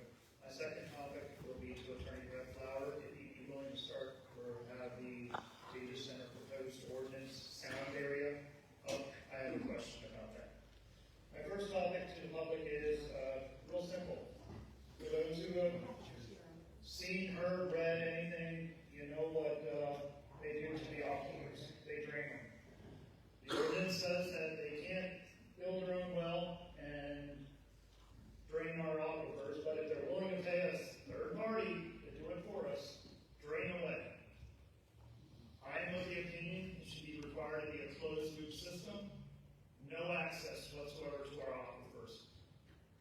That way we're not draining them indirectly, and secondly, there's no chance of the trace minerals that get back into the systems. They're also out there information. Just because the water is in, so to speak, separate and how it works and how it flows and how it cools, they are finding trace minerals that are not beneficial to humans being in the outlets. Closed loop system is what I expect to see in this ordinance at vote. My second topic, Attorney Brett Flower. You had roughly conveyed that the sound area covered the noises regarding equipment, generators, something of that sort. Is that a rough conveyance? Yeah, and like I said, the sound table that's in here now will be updated. Okay. My understanding is table 1. Is that a rated L noise? Again, I'm not the sound expert. The township has engaged a sound expert, so at this point, this is just a placeholder that will be updated. To the public, do you know what a rated L is? Sorry. Okay, to the board. To the board. Speaking on behalf of the public. Rated L tends to be the range that a human ear can hear. That's generic way of putting it. What there is 0 in this proposed ordinance is rated G. If you have a chance, I implore anybody here, write a note, text yourself, whatever, look up data center rated G noises. Data center infrasounds.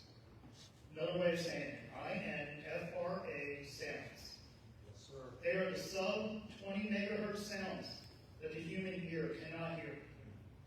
If you're going to spend, everybody here is going to spend hours to be here, I'm challenging you, spend 15 minutes searching this. When you start going down and getting into the deeper and deeper rabbit hole, you're going to find out. They don't measure them, but people hear them. Sorry, they don't hear them, but it affects them. There is video after video, evidence after evidence, audiologists who have even gone out and said, okay, I'm going to go to the middle of nowhere. I am using the specialized equipment to measure these sub 20 where it sounds. I go to a data center. I measure all the specialized equipment.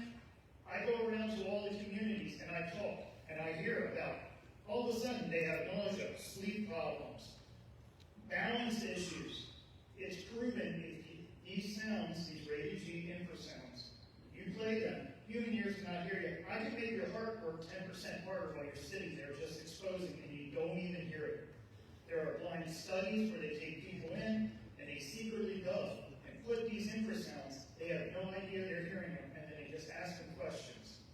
Please demand that rated G noise levels be tested. I have already supplied to the Board of Supervisors. Table 1 has all the definitions and everything else and all whatnot, the measurables for rated L. I have already supplied a mirror table 1.1 that will cover the rated G sounds, terms, definitions. Mirrored, not rated L, just rated G. I am of opinion, if it is not in this ordinance, I will work with almost anybody who tries to vote the people out there. Thank you.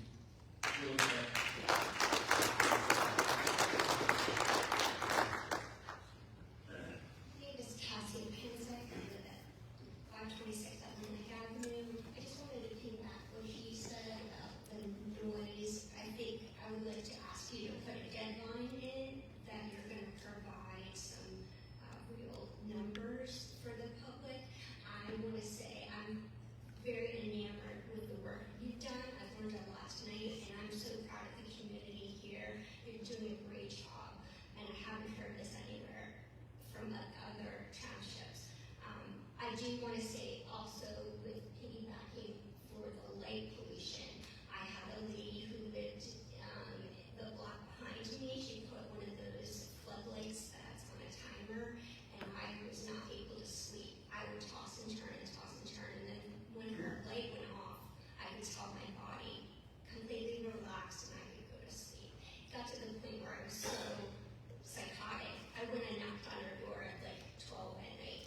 And so I do think there's a lot of seismic noise, lake pollution that we need to have the experts give us, like the CNG thing. I don't even know what that means, but I would appreciate if you guys could present. And I think probably even your county, I think all the townships would come together and support an expert doing one big sound thing. So I think that's it. Thank you. Thank you. Get the next person up here. I will say this, that we have looked at light pollution. It's not just related to data centers. When we're looking at their carbon plan, the comment was made that their floodlights in their parking lot was shining bright. So if that's a section of the code we've got to look at outside of this specifically, I think it's a good thing for us to look at. Yes, sir. Okay, my name's Don now, staying with 5 Conewago Road. The brief map that was up there with the overlay, the boundaries that you've already said it will be adjusted, what have you. This gentleman here voiced concerns of this young lady that it encompassed residential and village. Who drew those lines? I mean, this is an industrial building we're talking about. It should never come anywhere near residential or commercial zones. It shouldn't even be considered. It shouldn't be considered in ag zones. We have an industrial zone, do we not? Yes, we do. The bare minimum that we have to do for the state is provide a place for an AI. Why can't you just say, okay, it's in our industrial zone. Stay within the boundaries it is right now. It seems with this overlay, we're creating more land specifically for an AI. It doesn't make any sense. So, just real quick, I said in the beginning, if you amend the zoning district, you amend the industrial zone to allow data centers as a use by right, by special exception, by conditional use, then an applicant can apply to rezone their land industrial outside of this boundary. And if they have justification is approved, now a data center is out in what used to be the ag zone. If you draw that line and say the data center can only be inside this box, outside of or on top of the existing zoning, a person in an ag zone over there who rezones to industrial would not be allowed still to put a data center on because it has to be inside that box. That's why you use an overlay, not just amend the zoning district. It adds an extra level of protection that can't go outside of this area regardless of the zone. So we're trying to tighten it up. And I think you've heard several times tonight that you need to make this tighter. I think that's one thing that we're on the right track. We need to adjust the map.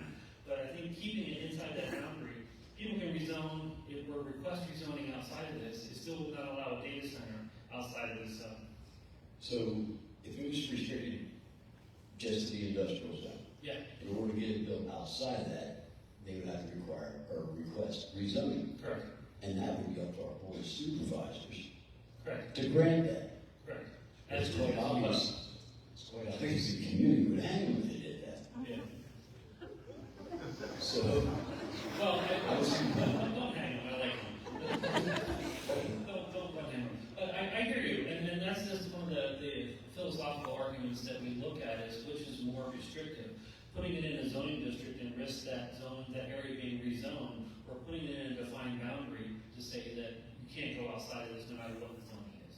So it's just two different schools of thought. I think this one, land use wise, provides a tighter boundary in which that they can only be right here no matter what. right, it just seemed with encompassing residential and the village and the ag zones, you're creating more land for these things. Right. And the ag zone is very small in several parcels. We can take that out of this altogether. The village zone, if we want to exclude that out and take that out, I get it. I don't think they should be in ag zones.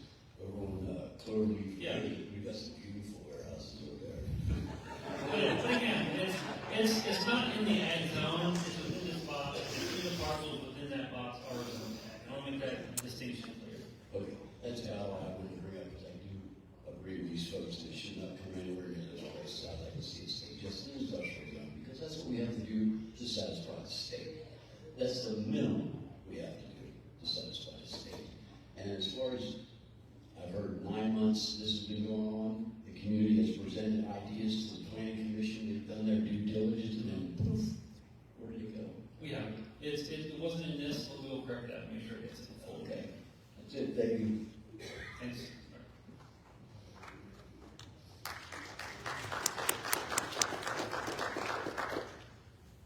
My name's Corey Fewer. I'm at 310 Fisher Drive in Bed Run. I have a background in ecology, but also I've been working in the civil engineering field for about 25 years and work for a local company. One thing that I was looking for in this ordinance was very strict regulations on landscape requirements. Now you said that a lot of the stuff in here right now for the landscaping is very bland, it's kind of generic. So since we're giving ideas for you folks tonight, the one thing I'd like to point out is using an ordinance similar to what York Township has, also in York County, so we're not going out into Maryland or anything like that. But they have regulations, they have about 25 pages of regulations for landscaping. Okay, they very specifically regulate the screening, how wide the screen is for visual consideration for a project like this. So you can go from something that's like 50 feet wide and has 80% screening to something that's 25% or 25 feet wide and is 100% screening. This ordinance that you have right now doesn't specify any of those things. So someone could basically come in and put a couple trees in, and it doesn't really obscure much of anything. So my topic basically is to let you guys try to tighten that up fairly significantly. Okay. One other thing. Their ordinance also specifies for areas in and around riparian areas. So even though we're talking about industrial zoning, there's still creeks and streams, ponds, other seeps and springs in those areas. But while we may be protecting those areas, we're not actually stopping any runoff from these industrial uses. So I would propose that you'd also look at an ordinance from like York Township that actually imposes riparian requirements in and around areas so that we can all have clean water, not just for drinking, but for recreation, fishing, boating, all that other good stuff. Okay? Finally, I just want to say one thing. Like, we're making a big deal about not using well water or the aquifer for the water usage of this big industrial complex. And you're saying that we can, instead, they're going to require public water use. I think it's a little bit skewed because water is water. Whether the water is in an aquifer underground or if it's in a reservoir waiting for people to take it out to drink publicly as a public resource, it's still the same water. If we all have a drought and everybody's well water drops in the aquifer, the water in the reservoir for our drinking water also drops. So why make the distinction? I think that's it's another good discussion, but I think to require them on public water does add a level of protection, so they're not drawing down the aquifers that people without public water that use on-site water would be more directly impacted. These things impact, we get it. They impact the water, electricity, and everything. If we have to allow them, I'd rather have them on the public water system and control it that way than having them stick straws in the ground and pulling out of the groundwater that we won't have as much ability to regulate. So it's a choice decision, but I think that adds a level of protection that I think we're looking for.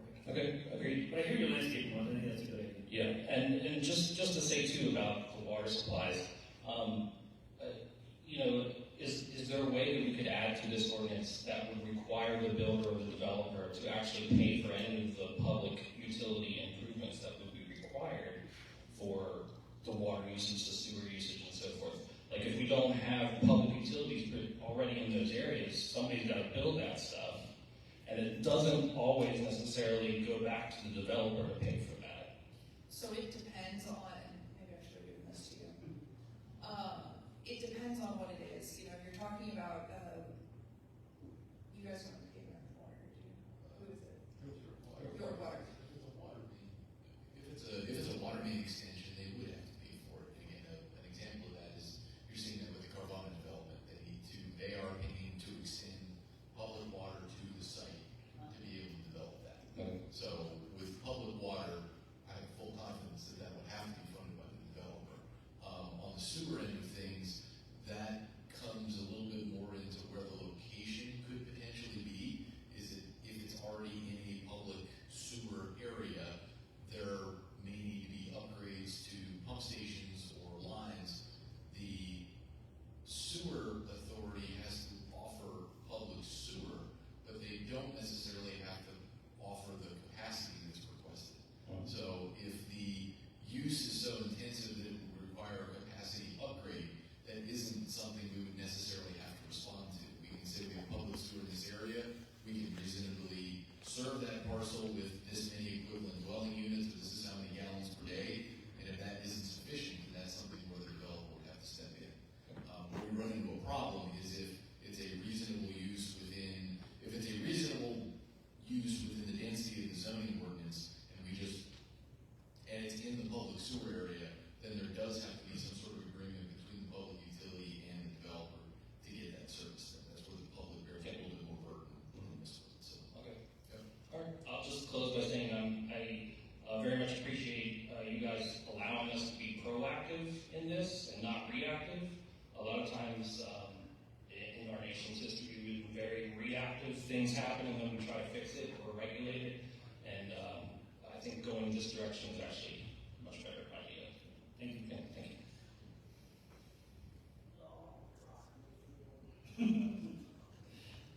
I think we're slowly catching up to you. I ain't gonna tell you my name because most of you know me. I don't know you. All right, Cheryl. Is it? Cheryl. Cheryl what? Do I not tell him? I'd like to know everybody. All right, dude. It's Cheryl Dingus.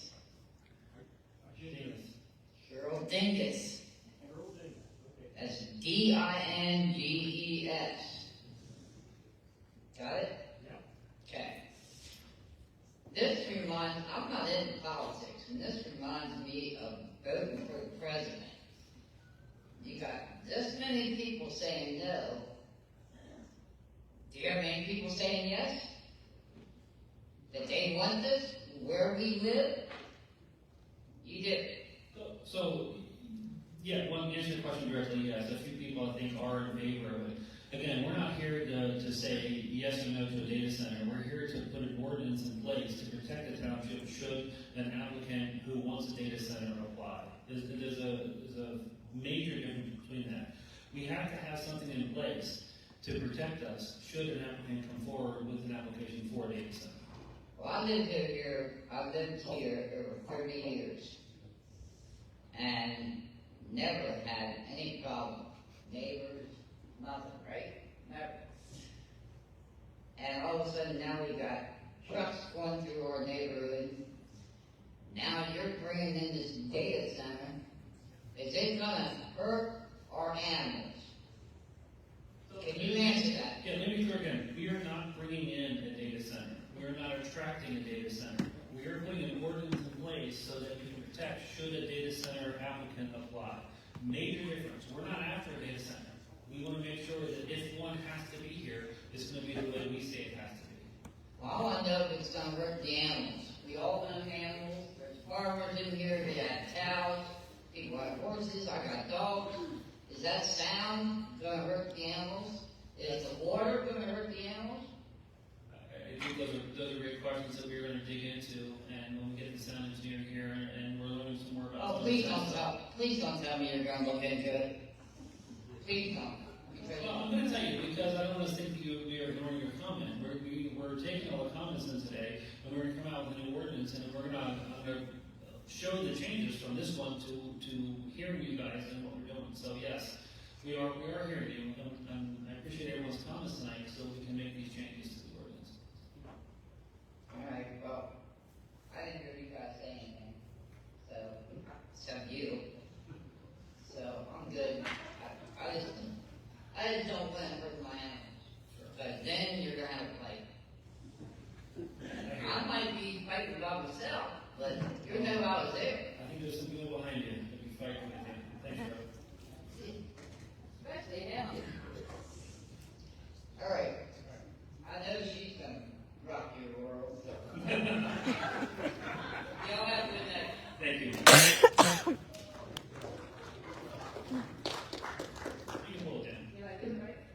Now I'm very nervous to talk after that introduction. Danica Dow, 4915 Lewisberry Road. I typed everything up because I have a tendency to ramble, so I'm just going to write whatever. I want to thank all of you for the time and effort expended on the creation of this new ordinance and taking into consideration the communications thus far from the constituents of the township. I personally believe this is a good start, but there are areas that are far too lenient and more in favor of a potential data center developer. I have modified the areas of the ordinance with the recommendations on how to improve the ordinance to more closely align with the residents' concerns. These are highlighted in bold and in red text.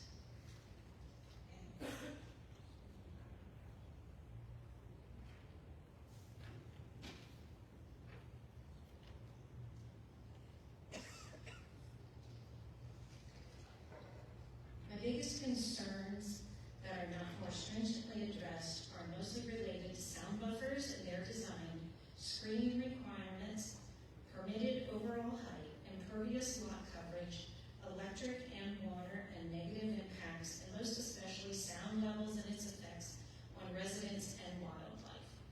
Using a decibel reader at 5 a.m. at my home on Lewisberry Road, as the birds were waking up and most residents are not on their morning commute, it read 40 decibels. If I turn on a portable fan on high within my home, that number increased to 60 decibels. Decibels in the 45 to 55 range is comparable to a baseline noise conditions in rural and suburban Pennsylvania townships.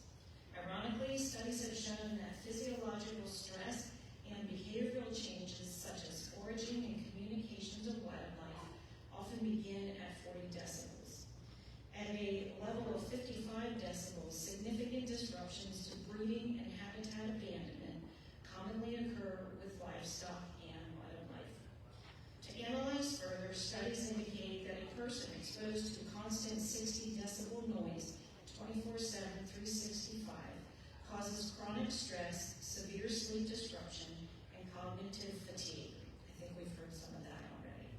Continuous exposure triggers the brain to a low-grade fight or flight state, significantly elevating long-term risk for anxiety, irritability, and clinical depression.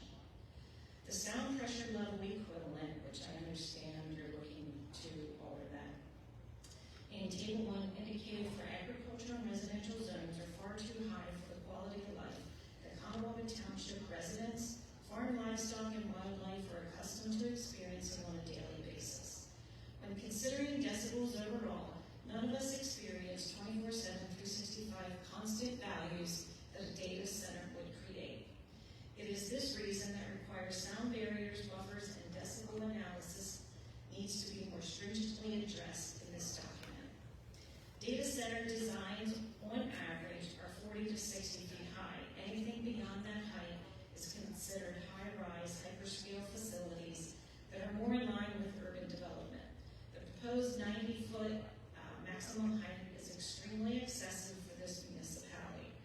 For instance, if there is a rooftop unit on a roof that at this height with an operating decibel of 65, it would require a minimum straight line distance of 1,600 feet to be reduced to 40 decibels. I'm very fortunate to have a lot of friends who are engineers that can help me out with this. This is triple the proposed setbacks in the current ordinance. To not take up more and to quickly summarize, I thank you for your time and your efforts, but I emphatically request that more time and attention be focused on more closely aligning this ordinance with resident concerns. I did just want to highlight two sections that I noted in the marked up ordinance. There's all these letters, numbers, and all of that, but it's on the section under standard minimum screening. I would propose that the buffer be designed in 3 layers: the back, the middle, and the front. It has been shown, similarly to what the other gentleman commented on, that the back layer, you plant tall, fast-growing evergreens to act as visual and sound diffusers. The middle layer, you plant dense, broadleaf, evergreen, and deciduous trees to create staggered depth. And then layer 3, you plant dense shrubbery so that you have these multi-tiered heights and depths to block the noise. And the other one I wanted to note is that roof-mounted screening should not just be a physical screen, it should be installed with no gaps below the screen. Acoustic baffles or a heavy-duty neoprene skirt should be installed to prevent sound from escaping along this roof screening and still permit water drainage. These are some of the comments as an architect that I deal with on a regular basis, and I thank you for your time.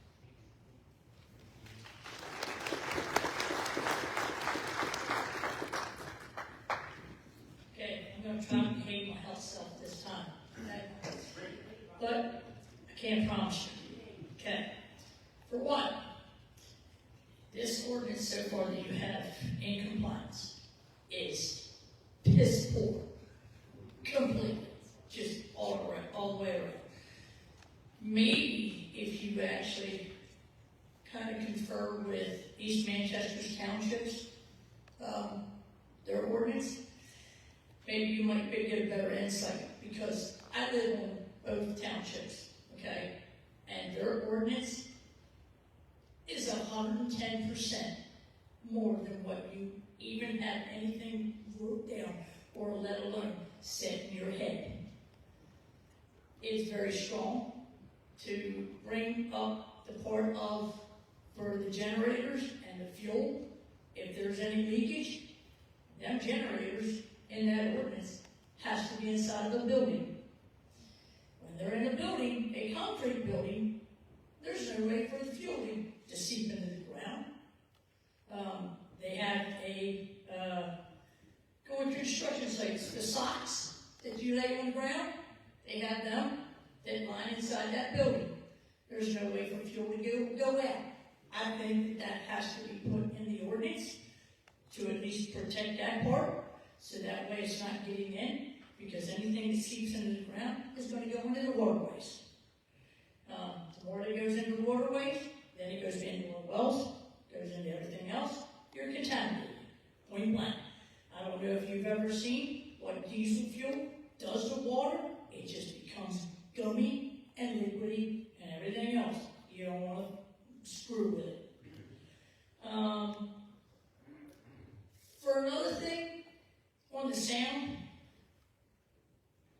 have you ever seen one of them little boxes that you put in your yard for like a dog that's barking and it kind of emits sounds and frequencies? Okay, well that is a little box like this. Take that and 1,000 times more than what you're going to have coming out of this building. Just think that. And I have, okay, the government took everything away from me. I know this has nothing to do with this, but the government literally took everything away from me. And the reason being is because I have a very rare form of muscular dystrophy, and I also have, it's called white brain matter. And every little noise or frequencies, if it hits a certain way, I flip the hell out. And that's mildly. I can only imagine what this is going to do if it's anywhere near my house. I don't like to flip out, but I do. And it can be pretty bad. So I definitely think that you need to figure out a different way on how to definitely quiet the sound down. And like he was talking about with the G, I know what that G sounds like. It goes in and it's like, it scrambles everything. It's not fun. So just take that into consideration. And 9 times out of 10, when you get up in age, you do get white brain matter. You will get it. Everybody in this room will get it. It just depends on how bad you get it. So when you get older, if these buildings are around, you're going to feel it. And it's like taking a vibrator and rubbing it against your head. That's what it feels like. For the fire part of it, on East Manchester side, they have it to where they have to contain everything on their own with the fire part of it and taking care of it to where they have to store their own water there, so that way they're not using excess water to pool to take care of their fire. Because we already know how that came out over at Jim's, how bad that was to take care of. So trying to get in some of these areas, you might kind of fall on a really bad fault line there. So you got to take that into consideration. And 90 feet is way too tall. I think if I remember, they have theirs at 70. Cannot be any taller than 70.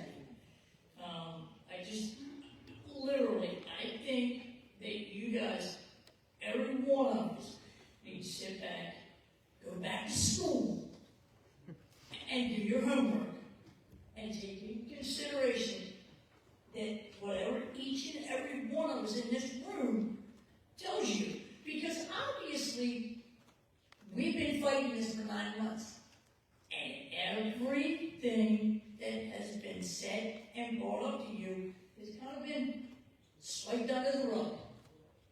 Because not one thing that you said tonight was anything that we've been telling you for 9 months. I don't care if you've been doing this for only 6 months. You should have been pounding the doors and figuring out how to write this a little bit better to protect each and every one of us in this room. Because right now, none of us are being protected by what you have wrote down. It's just that plain and simple.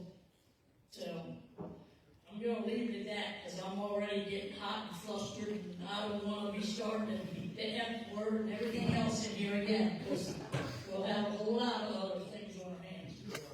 Thanks, And I hear it going outside the door.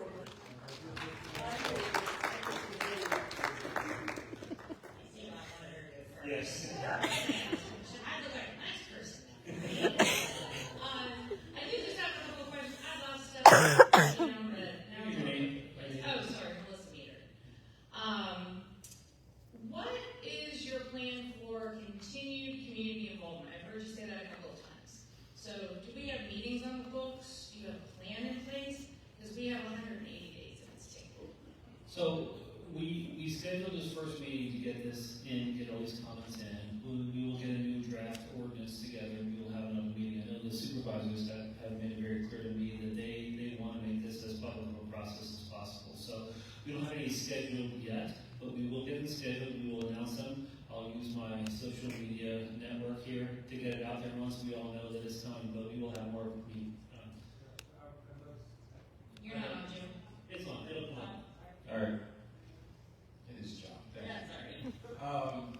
I say, since we're talking, let's look, is 30 days good enough to compile all the notes, and maybe have one, let's say the third or fourth week of August. I know that might be a bad time with vacations and everything, but to Melissa's point, we're on the clock. So maybe we do schedule some regular meetings out and get those on the books so that we are progressively showing movement with the ordinance as well as the map and everything. Yeah, I agree, and I think we can make these changes in the next 2 to 3 weeks so that we can get a meeting advertised and get it out, so yeah, we'll do that. I think End of August. Mr. McDonald's suggestion, it'd be nice. Anyway, if we can schedule more than one, because people here tonight, a lot of us change things to be able to be here, but this way people can plan this into their calendar, if we can have them scheduled for the next 90 days.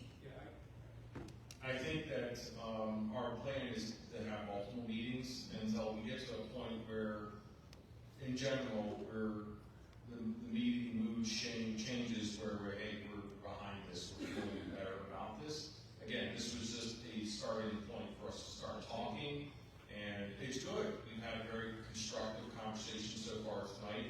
A lot of great points have already been brought up that I didn't even think about, and we're going to drive this home. So I think we should plan as many as we can before the moratorium ends, and we'll go from there. Okay. And kind of launch off of that, if we do not pass an ordinance or an overlay before the moratorium ends, what happens? So, quickly, it exposes us to a potential developer. Doesn't mean anything can happen immediately, but this is a barricade, a buffer to say you can't. If we go another year, every day we go over the 180 days, we're exposed to a developer coming in and telling us what we can do, rather us telling them. So So on day 181, if we don't have an ordinance or an overlay approved by the Board of Supervisors, a data center developer could drop their application. Yeah, absolutely, and that's exactly what's happening in other municipalities that don't have ordinances on the books. They're proposing they're usually doing a curative amendment, which is your ordinance is invalid because it doesn't address this use, and whatever mechanism the zoning ordinance has to address uses that aren't provided for. So they're seeing, many municipalities are seeing both of those applications coming in at once. Okay. And I know you addressed earlier that there's no existing data center applications with the township, but is the Board of Supervisors or anyone else sitting here aware of any data centers that are looking at Conewago Township and watching our 180-day clock? Yes, I'll tell very clearly, I've been contacted by a few developers or people representing developers saying, are we allowed to do data centers in your township, and what are the regulations? So there are people out there looking, which makes the urgency of us pushing, and I appreciate John's comment, let's keep this moving, So the urgency is there for us to get this in place, because they are coming, like I said at the beginning, they're coming to our area because we have water, we have the broadband data things, we have the electricity right here. So we have to get something in place so that we are protected. So we will work hard, we will have an ordinance in place before 180 days. Thank you for that commitment and transparency. That's very much appreciated. It's not something we've seen in recent months. So with that in mind, of looking at doing an overlay, because we've heard multiple times why that helps us maybe be the most secure, but if someone wants to request that overlay be extended to include their property, is that something that is authorized, and what would be the process for someone to request that to be included? So, yeah, so zoning is a legislative action by your elected officials. So just as they're amending they're proposing to amend the zoning map now by adding an overlay, they have the power to amend the zoning map in the future to add additional parcels to that overlay. So legislative, as was brought up earlier, those legislative questions are discretionary. So, yes, it's the same mechanism to change an overlay as changing rezone a parcel to industrial. It's typically less common though. The overlay is an absolute statement by the supervisor of this use is only available in these parcels. Whereas if you're looking at something, if you're looking to take an ag piece that's next to industrial and the owner says, I want the option to do all these things. Please rezone my parcel industrial. The supervisors that sometimes gets a little lost in the request. The supervisors might be told, I'm looking at putting whatever normal business on that parcel, but then the parcel sells and somebody comes in, the next owner hasn't made those representations and decides to do the other use. So they're similar, but they're if that makes sense. It helps talk a little bit more. All right, I know you've addressed the concerns that right now we're not doing eminent domain, that's not the township's goal, but I would just like the boards to keep in mind that right now that is a reality in Pennsylvania. I know he said not here, but right now there are farmers in northern Pennsylvania fighting in their communities on eminent domain for the power lines to support these data centers. So if they can get eminent domain to put up bigger, badder power lines through the middle of productive farms, what's going to stop them from doing that for our Strikestown Village? That is the concern I think we've heard multiple times. So I just want that kind of on the record, that we cannot push eminent domain under our rug. Answer that. I can speak for Loretta and myself. When we have, I think, other companies asking us to take eminent domain to help, and that is of the land, whatever, we shut it all down. We don't like it. We don't do it. We don't want to get involved in that. It's a mess. And at least commitment-wise from us, you're not going to hear and see that. Well, I hear that from you, but Loretta, is that also your viewpoint? Okay. Sadly, that's a promise today, right? We can't legally hold them to that at all. But that needs to be a concern that we keep in the back of our minds as we move forward. I think, in general, if we would have taken this much community involvement in the development of our warehouses, we wouldn't be where we are today. Our zoning on our warehouses, if we had this much effort that we're putting into this, our community would look different. And as a new public works, I would challenge you to look into that, see where there are areas to help improve that as well, because there's lots of concerns. I know we've talked a lot about EMF concerns, and this is probably a question for the lawyer. So they talked a little bit about the data coming out of Texas right now and the impacts on the livestock and the bees. There are entire colonies being wiped out due to data centers. I have both on my property. So who would be accountable when my bees die or leave, and my crops can't be pollinated, and my livestock can no longer breed? Who is accountable for that loss of income and ability to sustain my farm? I mean, it's small, but it's mine. And I know there's others who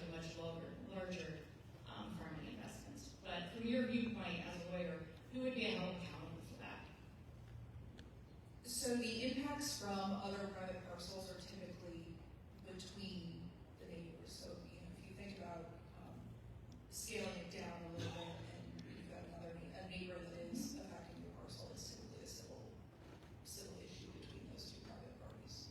Okay, so it would be up for, you know, tiny farmer in the middle of Conewago to sue a mega corporation for that. Yeah, I mean, that's the reality. Yeah. So keep that in mind as far as protecting your community and who has resources to do that. You got me talking, so. As long as you don't subtract it from my 5 No, minutes. I think that we live here too, and a lot of comments that are being made resonate. They resonate with all of us because, you know, the impact that we feel in the water, the sound, and so forth. We are also going to. We may not be near it, but we will still feel the effects with the township. So understand that.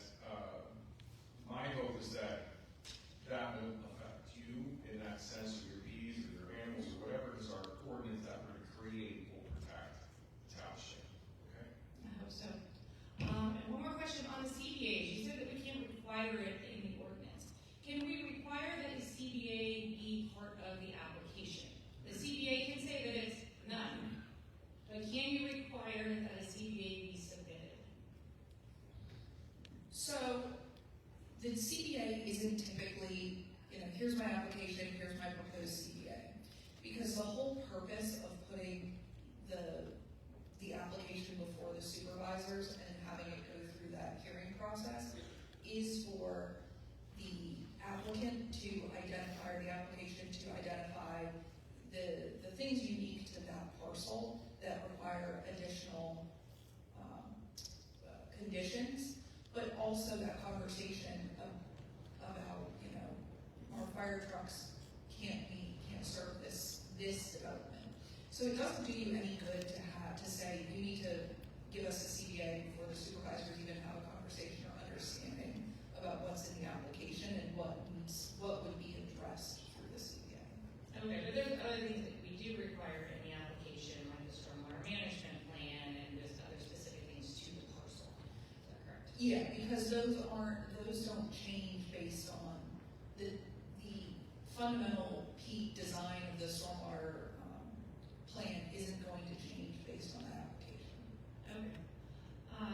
Speaking of, We're over 5 minutes, so if you we need to do like 2 more minutes. I have like 2 more little things, and not even confirmation. One is for Derek. He doesn't have to talk. Derek, data centers. There's nothing. I didn't see a real detailed stormwater management plan, and I know that's one of your areas of expertise. Is there a way that we could maybe look to put in there that these cannot be located in any of the 100-year or 500-year floodplains? We have a lot of flooding issues here. I mean, drive down now on a really rainy day and we flood. So is there a way to be able to put that in there and really make a strong stormwater management plan? Because if it's in any of these houses and strip that topsoil, guess what's going to happen? I mean, you know, it goes, whew. So right now, and as Brett kind of alluded to, there are requirements in here, but there are requirements in other ordinances that will overlap what is put in here. So this township, I can say, in compared to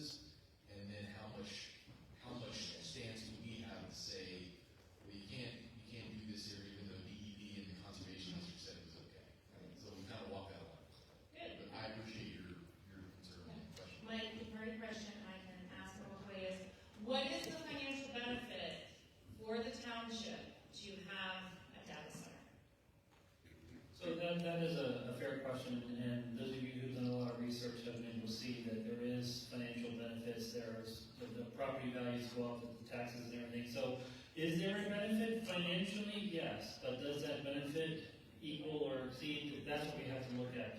Any development, any improvement on the land increases the property value, which increases the tax base that comes in. So, yes, there's a benefit.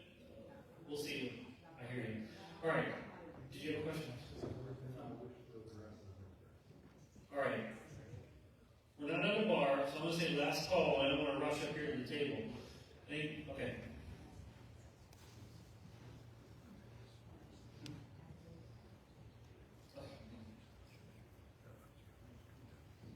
I'm Chris Myers at 700 East Road Road. I was doing a little bit of research online looking into this as far as zoning goes, and I'm a little bit sensitive to the idea of no overlay ordinance. I understand your idea of it. It's like come along and change agriculture to industrial. Why do we not have a zoning type that is like super industrial? So have a general industrial and then a heavy industrial type zone. That's something we can look at. Absolutely. I think that's a bigger change. But something a little bit more permanent, because we talk about how we had dual zoning in this township that allowed stuff to happen that we didn't want to happen. Mm-hmm. Like, we have special classification for this. This could be a lasting change for our community for a long time. That's a good thought. We are, and we've talked about this, and we've started the process of looking at our comprehensive plan and looking at the land use patterns that we have here. And then from that, we can look at amending zoning. Again, this is not a once and done.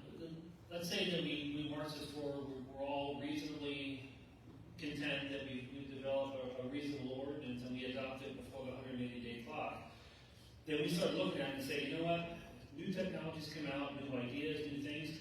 We can always change it. This isn't carved in stone. So as we move forward, we can change that. We can look at developing a heavy industrial zone and define it to a tight area and put criteria and say, you must be so far from an interchange. You must be so that it can't stretch out and other things. So that's a good idea. So It's the idea it's like you just zone something industrial and say, oh, I'm going to do this, and then all of a sudden it opens up the possibility of something like a massive structure like a data center coming in. Sure. That's a good idea. Thank you. Thank you. One more comment? Did I have somebody else want to? Come on. I appreciate you guys how you're doing this. I appreciate your cooperation with us. Please go ahead. Betsy Lepo, 2450 Bremer Road. There's been a lot of great comments about potential impacts that we're concerned about for humans. I just want to mention a couple things for wildlife. In particular, you talk about right this intersection of Route 81 and 83 and 78 and 76. Well, we're also in the central fly zone for migrating birds. Literally millions to billions of birds fly through this region, and the Susquehanna River is a really key corridor.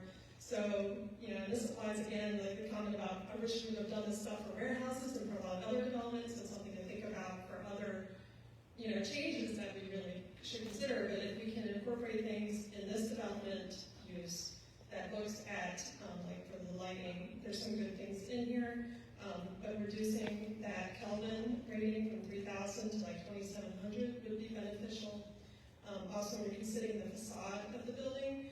If you're talking about windows, things that would, windows on tall buildings are a really huge bird strike threat. So if you like windows because they look nice if you're living in the building, but maybe if it's a data center, we don't need to create a bird strike risk. So those are my comments. And then there was the comment, one other thing about the environmental impact analysis, that the applicant would, provide evidence that any impacts that they're generating would fall within acceptable levels as regulated by applicable laws and ordinances.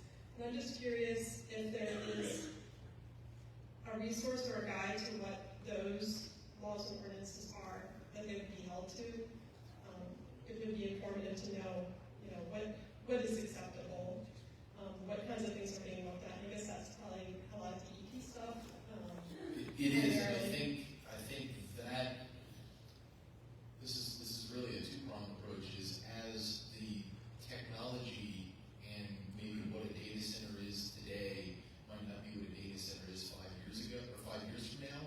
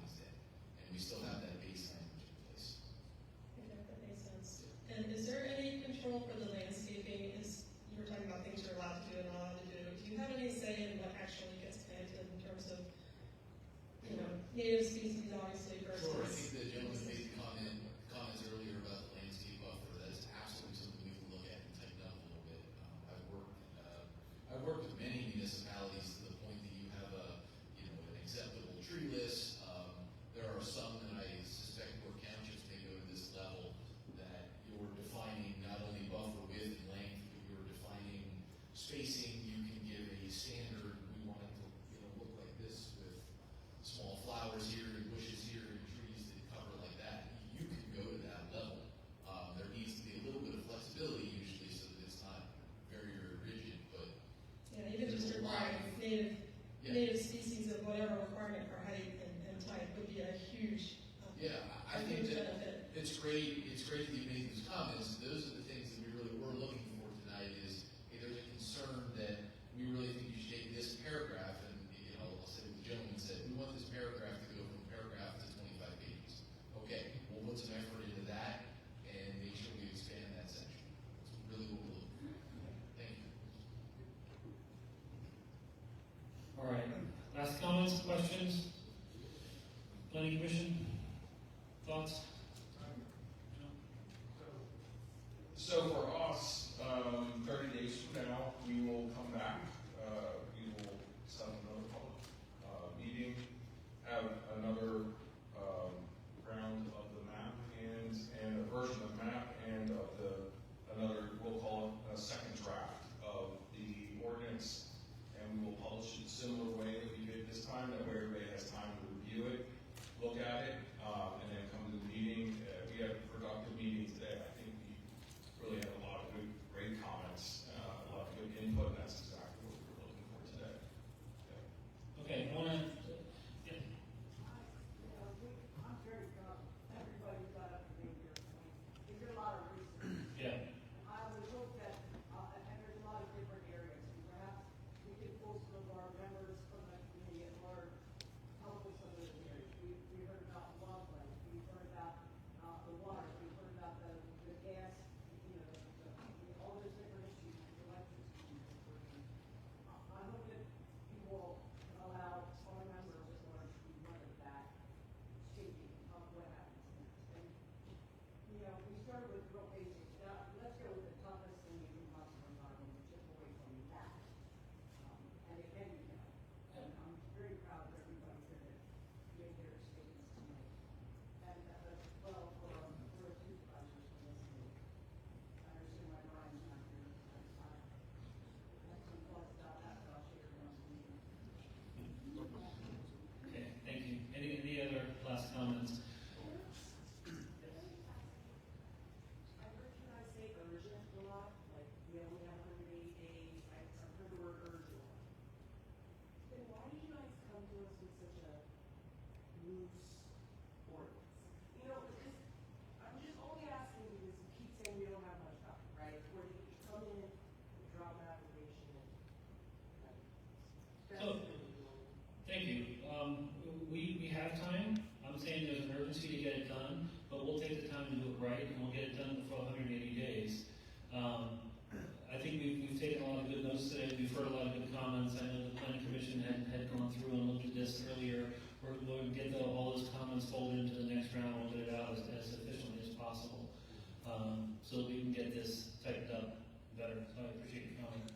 Anybody else? Last thoughts? What safeguards do we have that we're going to make these changes? We're going to get another draft out and have you guys look at it, and if you guys still feel like it's not right, we'll keep digging.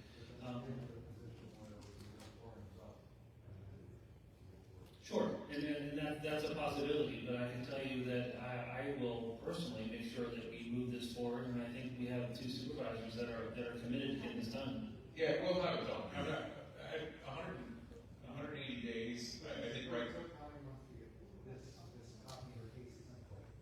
Right, so,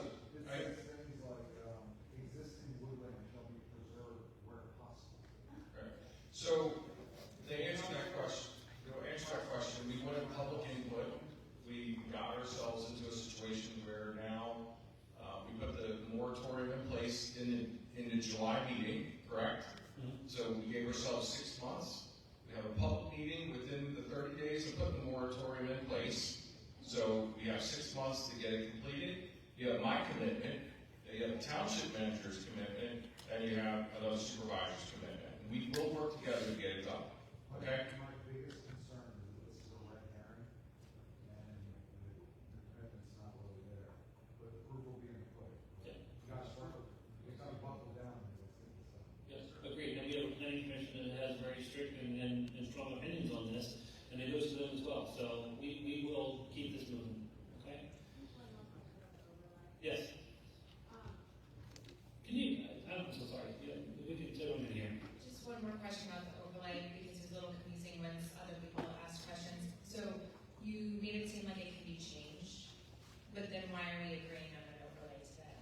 So an overlay versus a zoning text amendment, either one can be changed. I think the overlay at least defines it geographically versus a zoning district that can be located somewhere else. So it's just, we had to pick one. We feel like this one does provide a little more strength in defining a clear boundary. One of the two has to take place. Either you amend a zoning district, the industrial district, say, and take you on there, create a new district, a heavy industry district, and that's a good idea, but that's going to take longer than the time we have now. I think that's something we look at. But I think the overlay provides at least a little bit more strength. If the overlay, if something that goes in front of the supervisors or it's a red flag. If they're trying to extend the overlay of where data centers can go. Yeah. Is that what your point is? Yes. That's going to be a red flag for everybody in this room to go, all right, what's going on? Right, so if there is land that's not anywhere near the overlay, and one day somebody comes in and says, I want to change the zoning of this parcel to become part of an overlay, maybe second overlay, would that come to a community meeting again? Yeah, it has to be a public meeting, absolutely. Okay. Yeah. And again, in Pennsylvania and in almost every state, the zoning can be changed. The new text amendments can be proposed, zoning districts can change. A applicant can then say, can I move? But it's a legislative act, as Attorney Flower said. That's an act that goes through the supervisors, and they can say no with less legal challenge than something that is a conditional use, and as long as the applicant meets those specific conditions, it's hard to say no to. So if the supervisors who are in elected at the time that replace, or they say no, then it's done. All right, we got a few more minutes, and I want to wrap up. But please want to rest.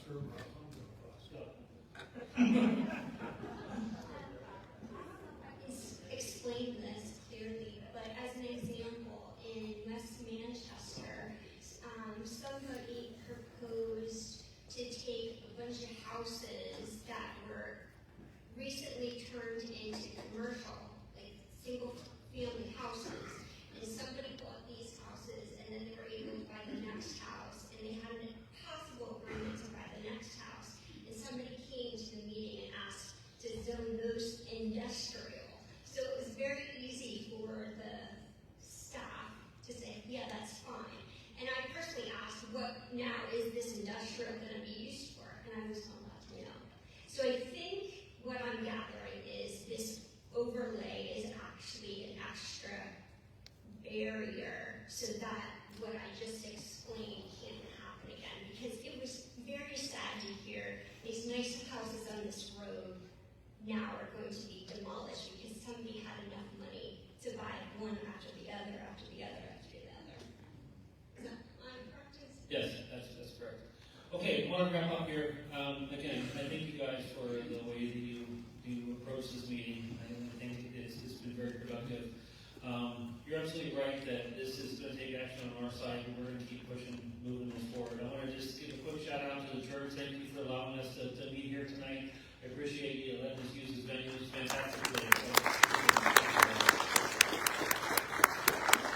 With that, we'll wrap up. Please keep an eye on the website. Look at the social media things, and we'll get some more out to you soon. Thank you.